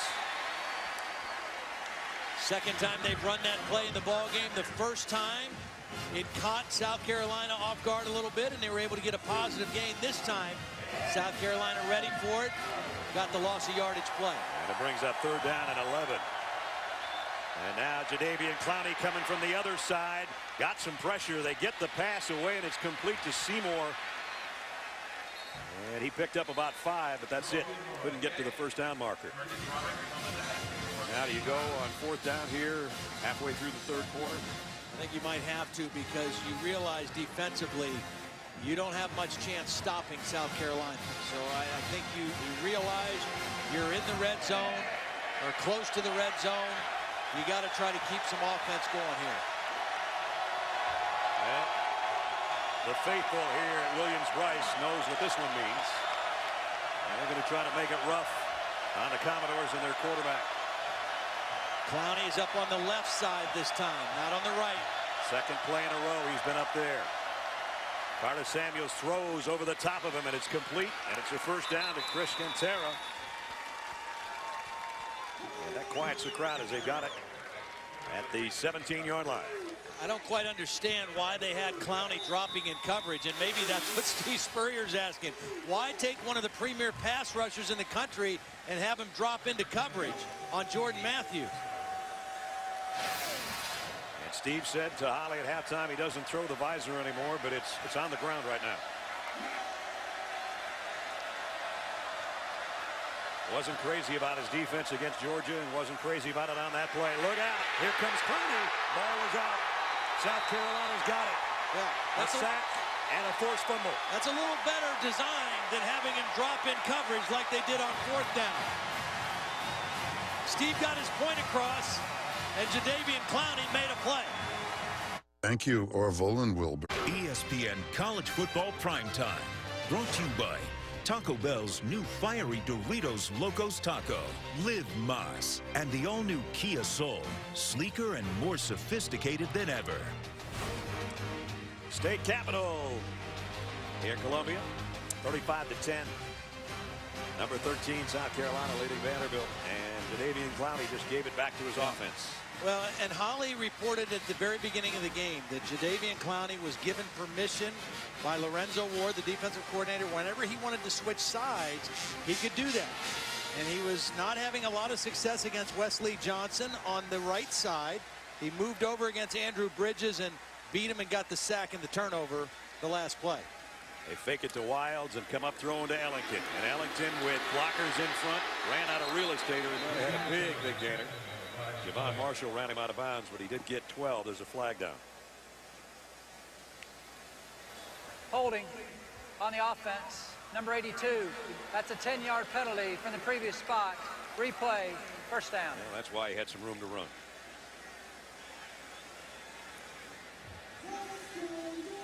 Quentin Smith, redshirt freshman, with a holding call.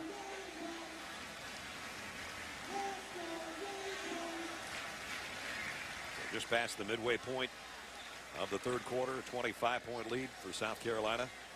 They're backed up now to their 16-yard line. It's a spot foul, so that's going to make it 1st and 17.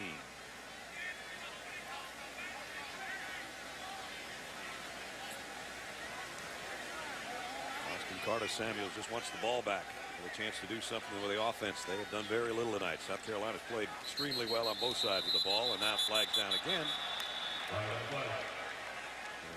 And Matt Leffler is going to say before the snap, false start on the offense. Number 50, 5-yard penalty, first down.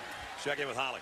Head linesman Gus Morris was injured just before the half. I do have an update. I am told that he suffered a concussion and a sprained ankle, but he did tell somebody he is feeling okay. Gus, we're thinking of you. Hope you feel better.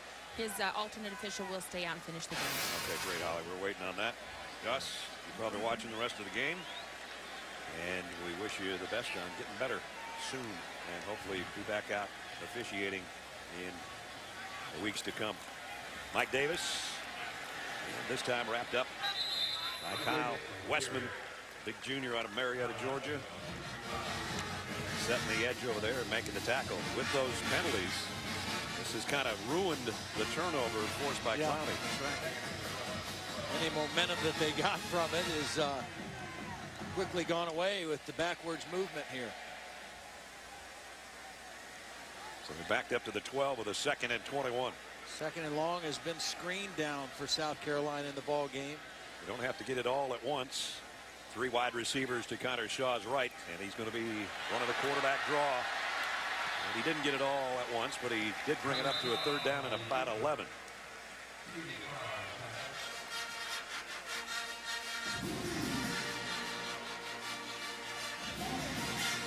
Third down, they were nearly perfect in the first half. Only missed one.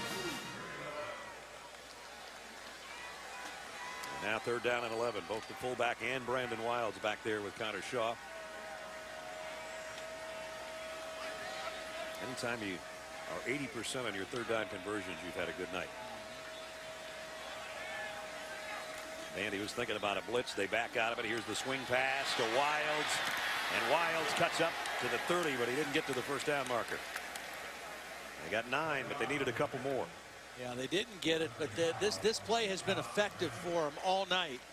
And it's very simple. I mean, they're reading down the field, and then they got the back coming out. And if they cover down here, you dump it off to the back. It's just a simple read. Look downfield.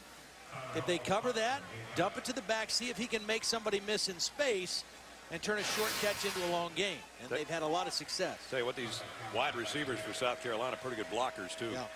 Got a good one at the end of that play, but just a little bit shy for Wilds. And so Tyler Hull's got to kick it away. And fair catch. Look out, everybody. Stay away from the football, and it's going to bounce back to South Carolina territory. Yeah, it was high and short to begin with, and then it worked its way backwards.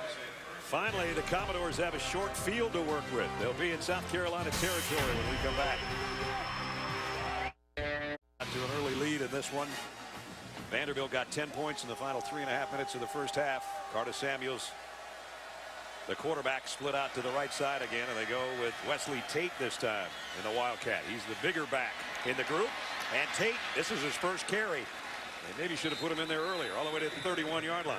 Well, that's the second time in the third quarter now that they didn't substitute the extra lineman. This time they called it in the huddle and then went with the shift. And they get equal numbers at the line of scrimmage, and good upfield running by Wesley Tate. First down at the 31. Chaz Sutton was a little bit slow getting up, but he's still sort of looking at the sideline like he might want to come out of there. They actually ran the ball at Clowney that time and got a good game. See if they can do it 2 times in a row. Waiting for his blockers, busting through. They do it 2 times in a row. This is an 8-yard pickup. Kadietrix Marcus, who's been battling an injury and a shoulder injury, missed most of the game last week, and he was in on the tackle, and he's down again. Fitz Lassing, the fullback, is doing a nice job blocking. I mean, it's just power running. A little counter, you got a guard pulling, you got the fullback leading. The guard gets Sutton, the fullback gets the linebacker, and back-to-back plays, Wesley Tate, positive game. Tate, the senior, picks up positive yardage and has a short yardage situation for the Vanderbilt offense. He's second down with 3:28 to go when we come back. Check it. Well, the Wildcat has been working, Todd, the whole drive here for the Commodores. Well, I think, again, the big reason that it's worked, and it didn't work in the first half, is they have not used the additional offensive linemen. There they are again. Now this time they got a little heavier package in with the extra tackle playing the tight end. Again, the hesitation and another first down run and extra effort. Wesley Tate playing like he wants more snaps right now. Well, Tate's running hard, and I think the offensive line got the message from their head coach, James Franklin, in the locker room at halftime, because they're coming out with a little bit more aggressiveness. That time, Clowney was lined up in the middle of the formation. They're trying to move him around. He's trying to get a little bit more active, and there's just a little feistiness, a new feistiness, I think, to this Vanderbilt offensive line here in the second half. Now they've got quarterback under center in the red zone, and the pitch is to Tate, and Tate got a nice block, tripped up, or he might have had a big gainer, and he lost his shoe in the process. Fitz Lassing again leading the play. Gerald Dixon with the shoestring tackle. Watch number 38 leading on the sweep. Nice block also by the right tackle, Andrew Bridges. And now Carter Samuels in trouble. Clowney giving chase. He got a good block from him, and he'll tuck it and get out of bounds at the line of scrimmage. Got to give Wesley Johnson. We talked about the big left tackle, one of the captains, a senior out of Nashville. Looked like Clowney maybe had Carter Samuels in his sights, but Carter Samuels, nice move, and then got the block from Johnson to keep number 7 off him. Kadietrix Marcus is back in after being shaken up a little bit earlier. Number 25 you see on the left-hand side of your screen. Well, if you're going to throw on this third down play, I would make sure you have a back or a tight end over there to help on Clowney. I wouldn't let him rush one-on-one with your right tackle. Got to think this is two-down territory. 3 points doesn't do him much good at this stage of the ball game, and it's quarterback draw. Carter Samuels puts his head down, gets hit hard at the 10-yard line. And now we'll see if I'm right or wrong. It's 4th down and 1. Yeah. Well, that's a play designed to take advantage of Jadeveon Clowney rushing upfield. They didn't even block him. They let him come upfield, and they ran the quarterback draw inside of him, and they got very close. Now it's 4th and short. All right, I'd say they almost have to go to the direct snap here again. That's been their bread and butter so far in the 3rd quarter. Now this is to keep Vanderbilt in the ball game right here. Yep, see, there goes the quarterback out wide. They'll direct snap it and takes the back. Wesley Tate has done most of the damage on this drive. Can he get another yard? South Carolina knows he's going to run it, but can they stop him? No, they can't. 1st down. He's a physical guy, 6'1", 224, a 5th-year senior out of Madison, Tennessee, and he's running with some aggressiveness right now. They have the extra lineman in. Andrew Jelks playing the tight end position. They're getting good push. He spent most of a couple years ago as a wide receiver and kind of wishes he would have been able to stay at tailback. They just had a need at wide receiver, but I can see that it's nice to have hands coming out of the backfield or have that experience, but he's a good-looking runner right here when he's just getting the snap and going for it. Let's see if he'll go for it again. 1st and goal at the 6. And this time, only a yard gain. Jawan Lewis, one of the linebackers, made the first hit. Tate's got 38 yards on the ground on this drive alone, Ledge. Yep. Well, they found something that's working. Now, the only problem is they get closer to the goal line.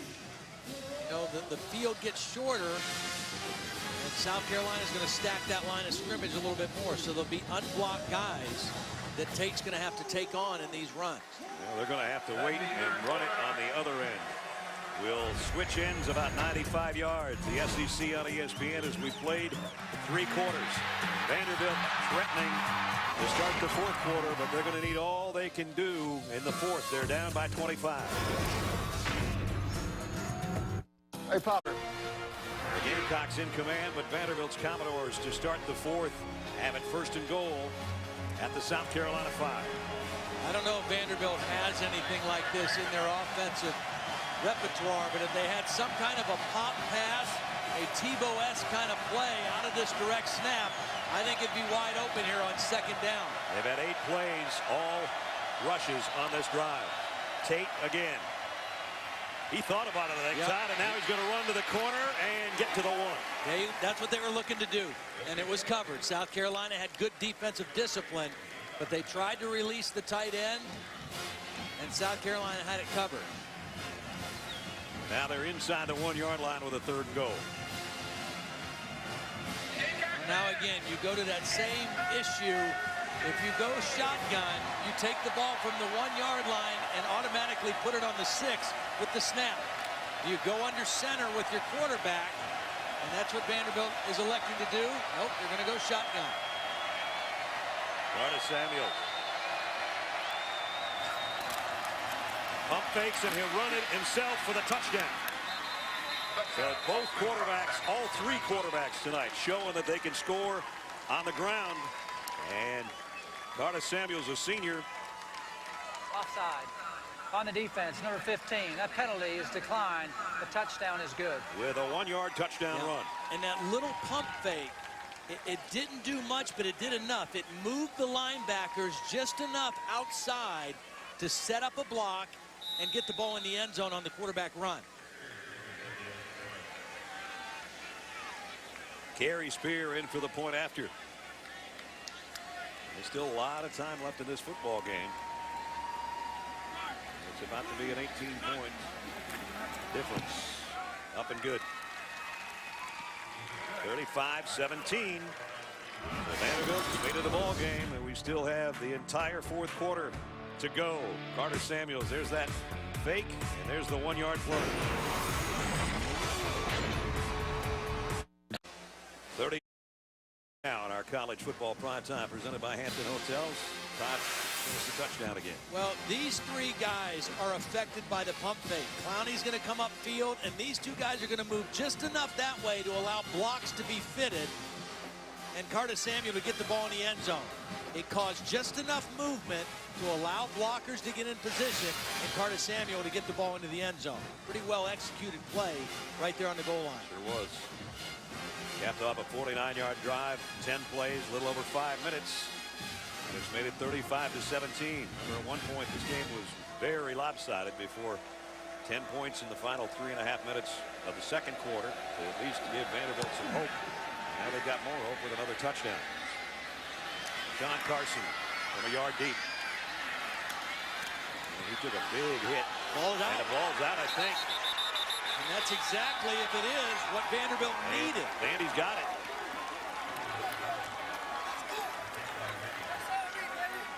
They do. Wow, what a play. Williamson comes up with a ball on the special teams.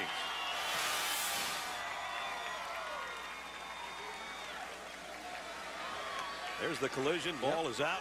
Number 30 got his head right on the football. Larry Franklin. Yep. I mean, he's got it protected. It's in there.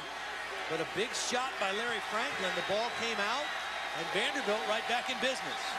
In the red zone at the 19 of South Carolina.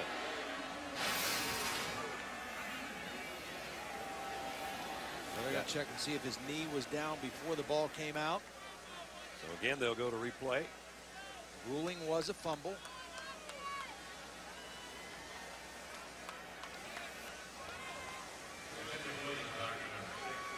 John Carson suffered through a couple of seasons of having injuries, had an ACL when he was a freshman and missed all but the bowl game last year with a wrist injury. And now it's his feelings that are hurt, if indeed that's a fumble. Meanwhile, Vanderbilt's offense is over there thinking up strategy to try to make this a very close game. Here's another look. Ball's, his knee's not down yet. And the ball is out before it touches, in my opinion. And again, the ruling on the field was a fumble recovered by Vanderbilt. It has to be undisputable evidence to overturn that call. This one's quick. Yeah. After further review, the ruling on the field is confirmed. It was a fumble recovered by Vanderbilt. First down, Vanderbilt. So let's see what the Doors offense can do. The last possession, it was a lot of direct snap to Wesley Tate. Let's see if they start this possession the same way. Tate is the back in the game for Vanderbilt. He's been the hot hand or the hot legs. And now it's Curtis Samuels. Now this is an off-balance line. The tight end is to the left. They're looking for a trick play to the tight end. Middle screen to Tate. Tate straight up the gut. Tate, touchdown. Great play. 19 yards right after the fumble kick.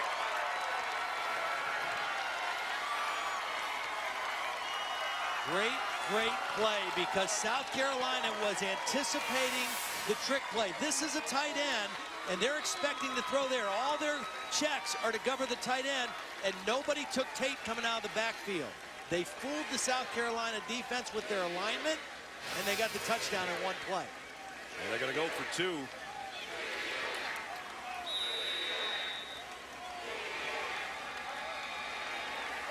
Curtis Samuels in the backfield with Tate again. Two-point conversion attempt. Matthews is in tight on the left. Going to throw that way to the tight end, and they got the two-point conversion to Stephen Shoy. Wow, all of a sudden, football game in Columbia. Yep. One play after the recovery of the fumbled kick. Curtis Samuel throws to the middle to Tate. He goes 19 yards. They're going for two to try to make it a 10-point game, and he finds Shoy, his tight end, in the corner.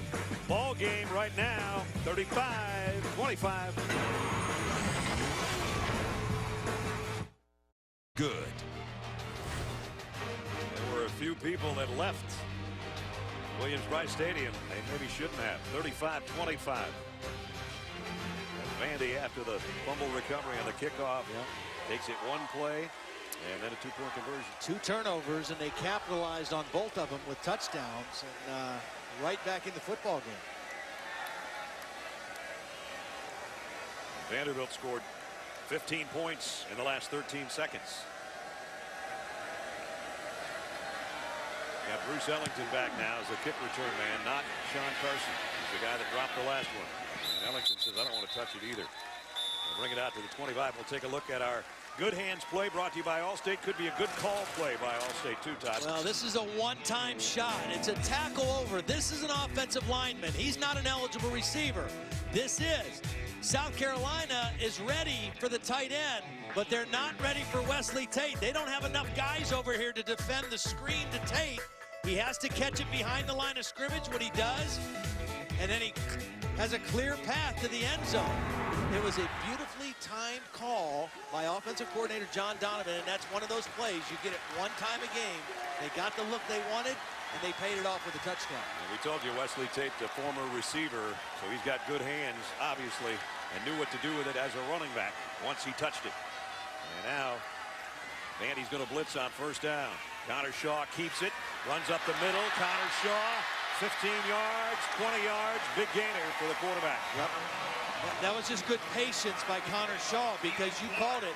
There was an inside blitz. Vanderbilt brought 2 guys up into the A gap, and that means there's nobody in the second level of the defense. So as soon as Shaw was able to get to that part of the defense, he had some open field to run. He was patient to allow the traffic to clear, and then got a nice run out of it. He got across the 45 for a first down. 13.5 minutes to go. Shaw in the gun. Play fake. Keeps it again, and only got about a yard. Did the ball come out at the end? Let's give it a second. Nope. We're going to say he was down. Let's check in with Reese Davis. Reese.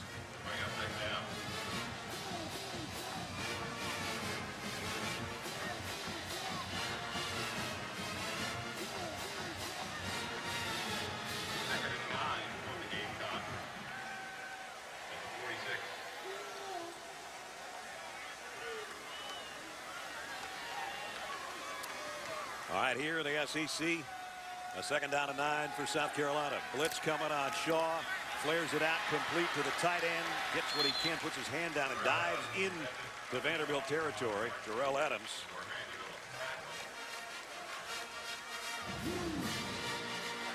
Connor Shaw's hit his last 7 passes, and he's 21 out of 27. I think you got to go after him on this third down play. They were perfect on third down the first half. You got to pressure him and see if you can force him into a mistake. Got the tight end, Rory Anderson, in the slot now. He's going to come in to help give Connor Shaw some time, but still 3 wide receivers for Shaw. Slant is too far in front of Bruce Ellington. I like the decision by Vanderbilt. They did bring pressure. They brought extra guys. They left themselves with man-to-man coverage, and Connor Shaw, one of his few inaccurate throws of the night. And how about Connor Shaw? He pointed as if to say, let's go for it on 4th, and Steve Spurrier said, I don't think so. No. Got to punt it here. Yeah, you don't want to give Vanderbilt any more reason to get excited, and a short field on a missed 4th down makes no sense. Again, kick to the far side, and a diving catch, a good catch by Jonathan Krause around the 21. So with 11:59 remaining in the ball game, guess who's got the ball back, only trailing by 10. Commodores of Vanderbilt trying to pull a shocker and trying to have a miracle comeback. Still a long way to go. Take a look at our Discover game changer. This game has definitely changed. Carter Samuels with that pump fake that goes in from a yard out for the touchdown that started the comeback, and this is huge right here, Todd. Yeah, they've had 2 turnovers they've forced, and both of them have led directly to scores. The very next play, the trick play, the throw to Tate, and they're right back in the football game. And in the second half particularly, they've had a short field to work with. And that's helped them because they were struggling against this Carolina defense in the first half with the long field. Remember, they scored 15 points in 13 seconds over that stretch we just showed you. And now trying to throw a slip screen out to Jordan Matthews, and the ball was thrown well behind him and too low. Kelsey Quarles kind of messed that one up, getting his big body in the way. Probably better that it was dropped because it was going to be a loss of yardage play. That screen worked well the first time they ran it, and the last couple times South Carolina has been right on it. Which means what's set up is to fake that screen and look to throw it down the field. If they're overplaying that screen, you got to do something off of that action. Second down and 10. Pump fake, and now a run all the way by the quarterback. Carter Samuels got 2, but it's going to be 3rd down and 8. Marquise Roberts in on the stop. Clock winding its way around the 11-minute mark. They're going to come up and hurry up here, so it'll be around 11 and a half when they snap it. Big 3rd down. Clowney is lined up on the right end, and Chaz Sutton is on the same side as him, so they're 2 best pass rushers on the same side. Down the middle, tips, incomplete, almost intercepted. T.J. Holloman got a hand on that one en route, number 11. Holloman playing linebacker. He's running underneath this route, and he gets his hands on it, and that's why they were able to make contact with the receiver. Because there was a tip ball, that's not pass interference. You're allowed to hit the receiver after the ball's tipped. So the punting unit comes out. Last time Taylor Hudson kicked it, he kicked it 75 yards. They'd like another one of those right here. And it's Victor Hampton. Came in averaging a little over 7 per return. Low snap. Gets it out of there. This one's not going to go 75 yards unless it bounces for about 40. It hit a South Carolina player. I think they got it again. Battle underneath. It was a low rugby type kick, and T.J. Gurley, I think, didn't know where the football was, and it hit his leg. Don't have a signal from the referee yet. The officials having a committee meeting. Steve Spurrier's in the middle of it. And they need to get away from the players and the coaches and make a decision. The ruling on the field, it was touched by the receiving team, recovered by the kicking team. First down for Vanderbilt. Holy smokes. Manny's got it back again. The problem is that not the return man, but one of the blockers, Gurley, doesn't know where the ball is.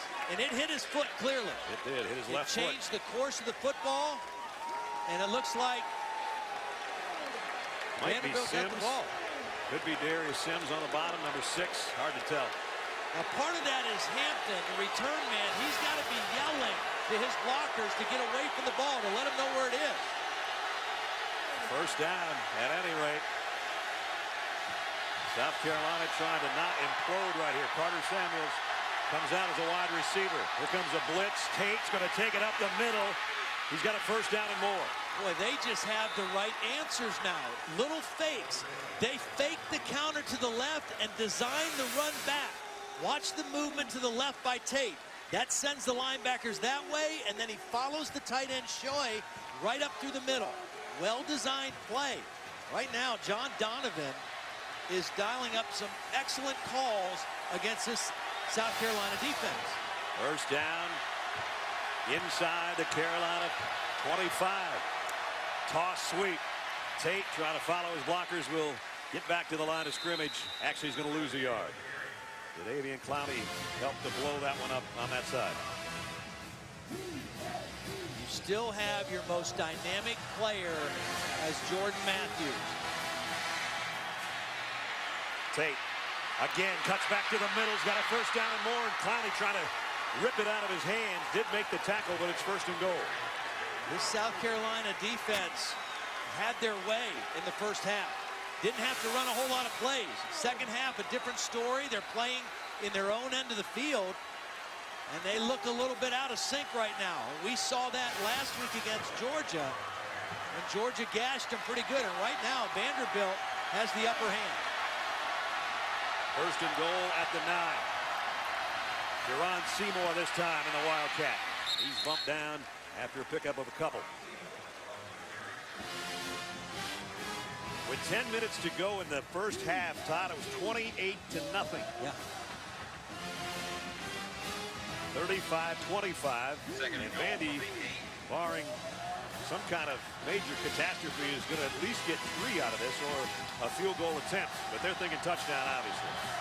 Second down and goal. At the 8-yard line of the Gamecocks. Seymour trying to follow his blockers, got to the 5. That brings up third down and goal. Seymour looks a little more hesitant than Tate. Tate had to come out to get a break. Now it's third down, and it's probably a passing situation. But Tate has really given them a boost offensively. Davian Clowney is not in there right now either. Third and goal at the 5. Well, this has to be Jordan Matthews' time. I mean, he's definitely going to be the #1 look on this play. And here he is right here in the slot. Carter Samuels in the shotgun. Watch the football. Comes the other way on the slant. It's intercepted in the end zone. Jimmy LeGree.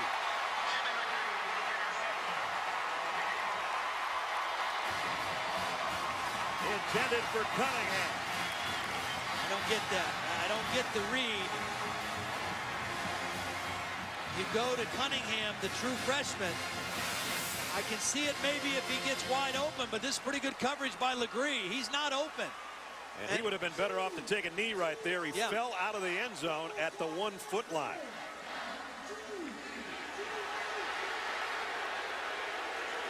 Might have been pushed or tackled by Cunningham out to the 1-foot line.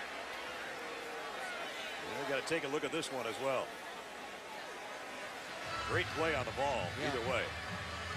Now that's a case of a defensive back just out-muscling the young wide receiver. I mean, he just fought harder for the ball. Cunningham did not help his quarterback very much. You know, when you run that slant route, he's got to stay between the defender and the football. And LeGree just bullied him. He just pushed him out of the way. You get a box out with your body a little bit somehow. Instead, Jimmy LeGree hops in front. I just think when you're in that situation on that kind of play, you got to go to your best player. I mean, Tate's on the bench because he's tired. The best player on the field for you right there is Jordan Matthews. You got to give him a chance to make a play for you in the end zone. Don't go away from him unless the coverage dictates you have to go away from him. The review is not whether or not it was an interception. The review is going to be whether or not LeGree was in the end zone or was at the 1-foot line. And there's a major difference. Yep. Touchback and breathing room or 1-foot line for your offense.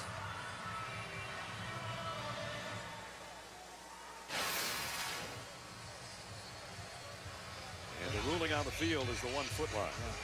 Well, again, all that came down to was Carter Samuels thought he had a one-on-one matchup, and that was to his advantage, but it ended up not being it because LeGree's a senior and Cunningham's a freshman, and the senior just out-muscled the young receiver and made a play on the football. Well, again, we wait on the replay, and we're about ready to get word from our referee. Here's the call. After further review, the ruling on the field stands. It's an interception on the 1-yard line for South Carolina. So that means that Connor Shaw, or at least his center, will be over the ball with his feet in the end zone as well. The last thing you want here is a safety and getting the ball back in 35-27. But it's that close. Length of the football. I wouldn't be shocked if Steve Spurrier doesn't go play action here and trust his quarterback Connor Shaw to make a good decision. Vanderbilt expecting run. Your quarterback is a smart guy. Maybe take a shot for a play. Oh, he called it, partner. Here it comes. And almost intercepted by Andre Hall. A nice play on the ball on the far side. Yeah, he was right on it. This is a long throw. It's all the way across the field, an out route, kind of a dangerous throw, and Hall was in perfect position. I mean, he was squatting on the route and made a beautiful play. Intended for Demir Bird. Now you almost got to go back to Mike Davis to try to blast it out of there, don't you? The fullback, McLaurin's in there. Again, those guys are 4 yards or so deep in the end zone. They got a penalty. They had 12 guys on the field. Illegal substitution on the offense. 12 men in the formation, half the distance to the goal, second down. And that's going to be about the 8-inch line. You can't get any closer to the goal line going the wrong way than what South Carolina has right now. Yeah. And now you may even have to go quarterback sneak, go under the center and go sneak to get a little breathing room. And he's only got 4 guys on the defensive line.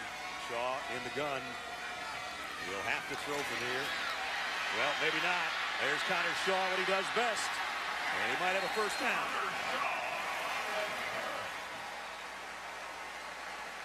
Boy, they let one get away there, the Commodores defense.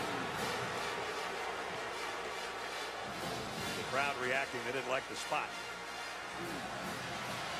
It's 3rd down and 1.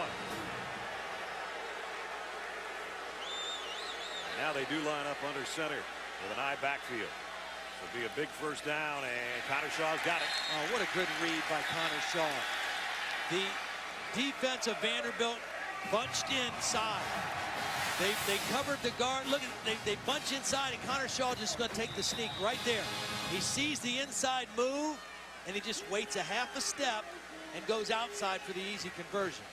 His fullback says, I didn't know you were going to do that, dude, but it was a nice play. Why go in there and get an unnecessary headache when you can just go a little bit outside and fall to the ground and get a first down? Now, 7.5 minutes to go, and South Carolina with a first down, clinging to a 10-point lead, but in much better shape now. Davis had a tough 2 or 3. One thing that Vanderbilt's defense has not been able to do tonight is they've had South Carolina pinned down deep a couple times, and they've not been able to keep them down there. They've gotten turnovers, but they've not been able to keep them down deep. They started 3 drives inside the 10, including the 12-inch line, and they've worked their way out of every issue they've had down there on a long field. 2 tight ends here on 2nd down and 7. They can take their time now. South Carolina like to use as much game clock as they can. We're under 7 minutes. And it's Connor Shaw all the way. Tripped up short of the first down. He's within a yard or 2 of it. See, this is the same situation we saw last week, just with the shoe on the other foot. Georgia had a 2-score lead and the ball, and they could take their time. They could extend the game because they knew that the opponent needed to score twice. And that's the situation Vanderbilt's in right now. They've got to score twice, and South Carolina can use as much clock as they can. It's amazing. You said it's almost the same time in the 4th quarter last week, and Georgia ran out the clock. So that's what South Carolina's going to try to do here 7 days later. High snap, 3rd and 2. Option. Davis has got the first down. He's got a bunch more. Mike Davis, another good run. Kind of a creative pitch by Connor Shaw, too. It was almost like a little forward pass. It wasn't your normal pitch. Watch, it's kind of a throw pitch. Good balance by Mike Davis, and he stays in bounds. And again, that's what you tell your backs right now. Get what you can get and go down and stay in bounds and keep that clock running. Another 80-yard night after back-to-back hundreds. He might have 100 before this one's over, too, if they keep feeding it to him. They've traveled 35 yards on this drive, and they've worked it under the 6-minute mark. Taken 3 minutes off the clock so far. This time Davis will lose yardage. And nice play by Harding Harper. Let's check in with Reese Davis. Reese.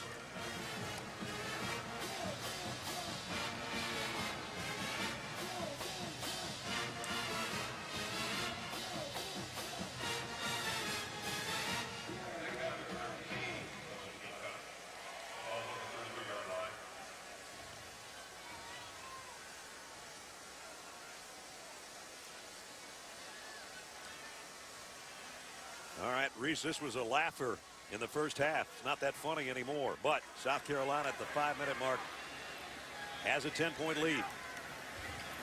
Option coming the other way to Brandon Wiles, and Wiles a big hole, holding out of the football for dear life, and he's close to a first down. Mike Davis limped off after that last play where he lost a couple of yards.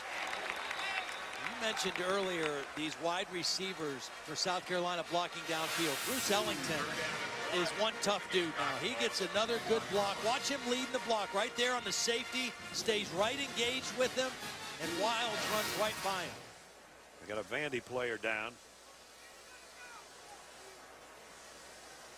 And I think it's Adam Butler, the redshirt freshman defensive tackle. South Carolina's run it 7 straight times. Most of them by the quarterback and some by Mike Davis. The last one by Wilds has him 3rd down and 1 when we come back. 4 minutes ago to make it a field goal game, but an interception in the end zone by Jimmy Legree, or actually at the 1-yard line. And now 44 yards and 8 plays later, South Carolina's got some breathing room, but they still need this 3rd down and a yard. And this time it's really tough. I'm not going to call this one. I think he might be a little bit short. I guess I just did call it. Connor Shaw has had so many big chunks of yardage tonight. He needed a yard there, and he might not have gotten that much. South Carolina took over the football on their own 1 with 8 minutes and 41 seconds left in the ball game. And they have moved it out and chewed up clock and kept the ball away from Vanderbilt. They're going to bring the sticks out to look at this one. Let's check in with Holly. Well, they measured this. Let me just update. Mike Davis of South Carolina, their good running back, has been taken to the sideline, sitting on the training table. They are examining his left ankle. He was complaining of some hydration issues and cramps earlier in the game. They've been hydrating him, but this time they've cut the tape off his ankle, and he does appear to be in some pain. I'll check on Adam Butler of Vanderbilt next, guys. All right, Holly, thanks. Length of the football shy. What do you do here, partners? 4th down and a foot. Oh, boy. Ooh. They're at the 46-yard line. Their own. I think part of it is you say, you know what, if we can't make 4th and a foot at home, we don't deserve to win this football game. If they don't get this, it's a short field again for Vandy. It is. I think this is the right call. I think you go for it and you let your quarterback run the football. He got a 4th and 1 earlier with that shifty little move to just bounce it outside and ignore the would-be block by his fullback. He's going to try it again, and he got it again. A little different play, but same result. And the important thing is the clock continues to run. Now Vandy will have to start thinking about using its timeouts. Boy, he paid the price for that one. Almost lost his helmet. And the head ball coach says, there we go.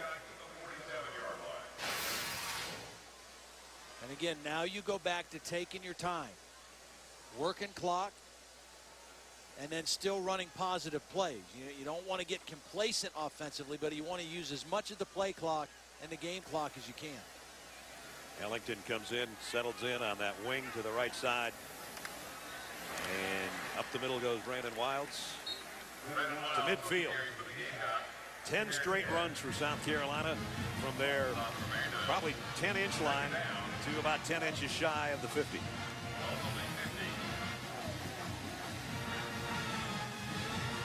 It's nice to have a guy like Brandon Wilds. Yep. They rotate. He rotates with Mike Davis anyway, and he's the bigger of the two considerably. 6'2", 225 pounds. So he's about 5 inches taller and 10 pounds heavier than Mike. But he's really been needed tonight. First to spell Davis just to give him a breather, and now with Mike on the sideline, Brandon's getting most of the work when Connor Shaw's not running it. Here he comes again, and he blasts his way to the 45 of Vanderbilt. Have another 3rd and short. Looks like Vanderbilt might be taking a timeout. And there's their first with 2:35 remaining. If you own a business, you know incorporating can be a smart way to protect yourself. You mentioned Connor Shaw. He's perfect when he plays here. If this holds up, he'll be 12-0 at home.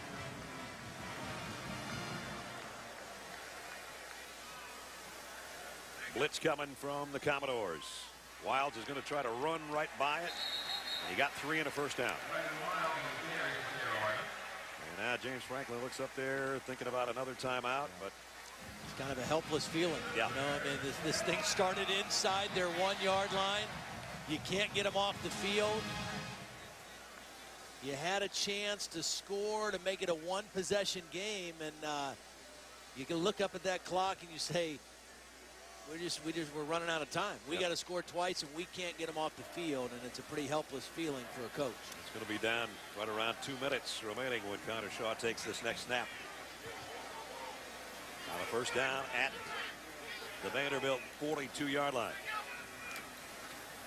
Wilds got 3 in. Jake Seeland made the stop. We talked about the game last week when that same helpless feeling was on the South Carolina side. When Georgia ran off the last 8:28 off the clock, South Carolina trying to do the same. With a timeout here, we've got time to check in with Reese.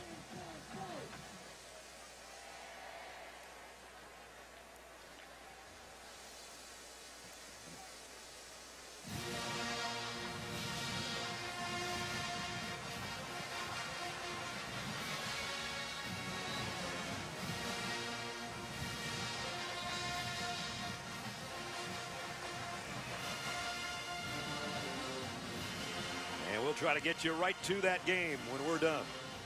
This drive, 14 plays, 60 yards, 4 first downs. And we mentioned they've chewed up the majority of the clock, just like Georgia did to South Carolina last week. South Carolina's doing it to Vanderbilt tonight. And Vandy can only stop it one more time. You have to be impressed with the resiliency of both teams. You know, Vanderbilt was out of this game early, 28-0.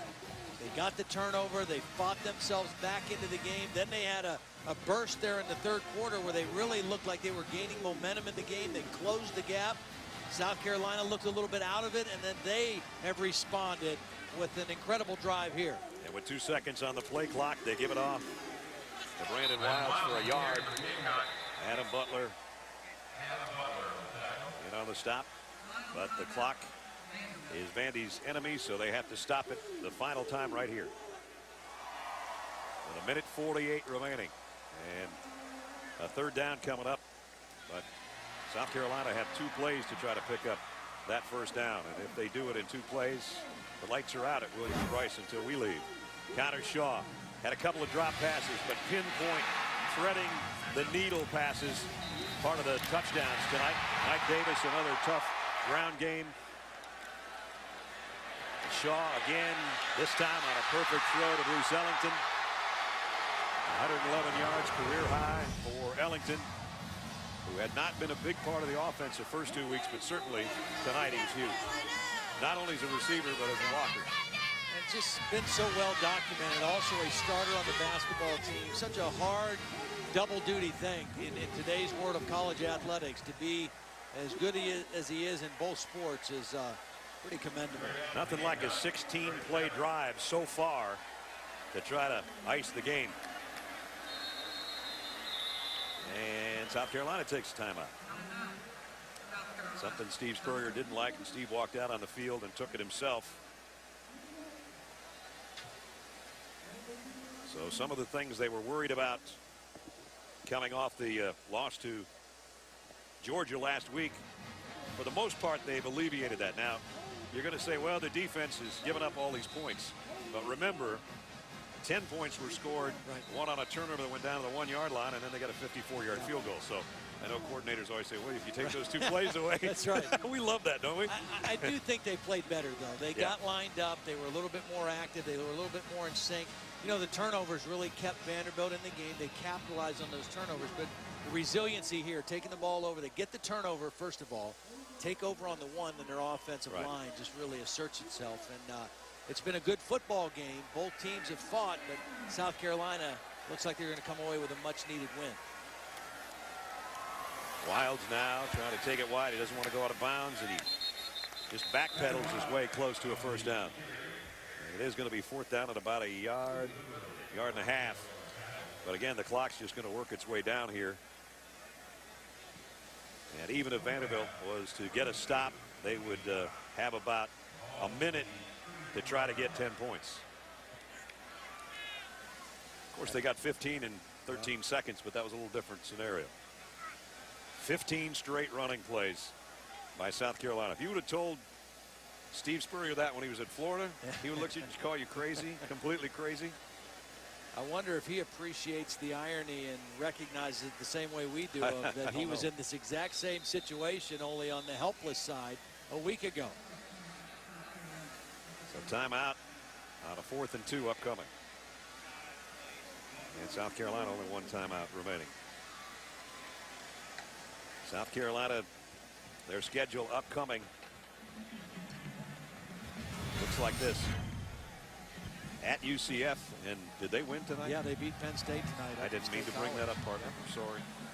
And Kentucky at home, and then 3 road games in the SEC: Arkansas, Tennessee, Missouri. Right. And as we talked about last week, you know, the Georgia schedule, on paper anyway, a little bit more challenging, it looks like, than South Carolina's, particularly as you look who they play in the West. Georgia on the 28th has LSU coming into Athens, and that's a much more formidable task than as you look at South Carolina's schedule right now. Sort of a weird twist, of course. South Carolina beating Georgia the last 2 years, but Georgia making it to the Dome in Atlanta as the SEC East champion. So this will at least help the Gamecocks keep pace, that is, with the idle Georgia Bulldogs. Georgia's off today. 4th down and 2 with a minute to go. And slipping and going down is Wilds, and he got drilled by Kenny Ladler, who's the leading tackler for Vanderbilt tonight. As we check in with Reese Davis, Vandy's going to get the ball back.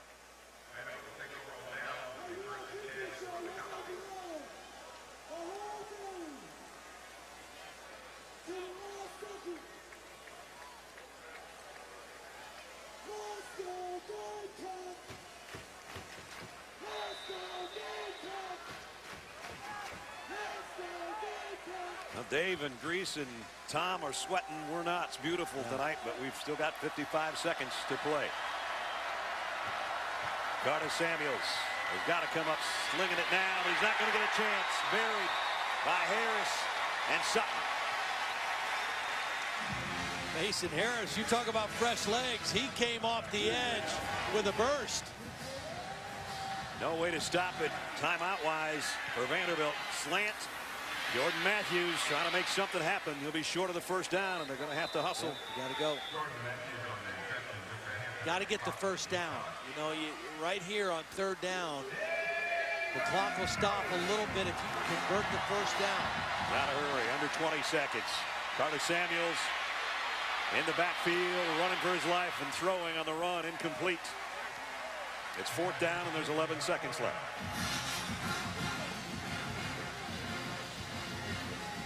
Well, it turned into a good football game, but the Commodores are going to go home 1 and 2. And South Carolina, with Georgia being idle, will have a tie for the 2nd longest home winning streak right now. It'll be 13 straight here at Williams-Brice Stadium for the Gamecocks. There's that other team in the East that hasn't even played a conference game yet, the Florida Gators. Outstanding defensive football team. Offense had a few problems in their loss to Miami a week ago. Carter Samuels, time might run out by the time he completes this play, and ball to Matthews. That'll add to his stats, but it's not going to add to the scoreboard.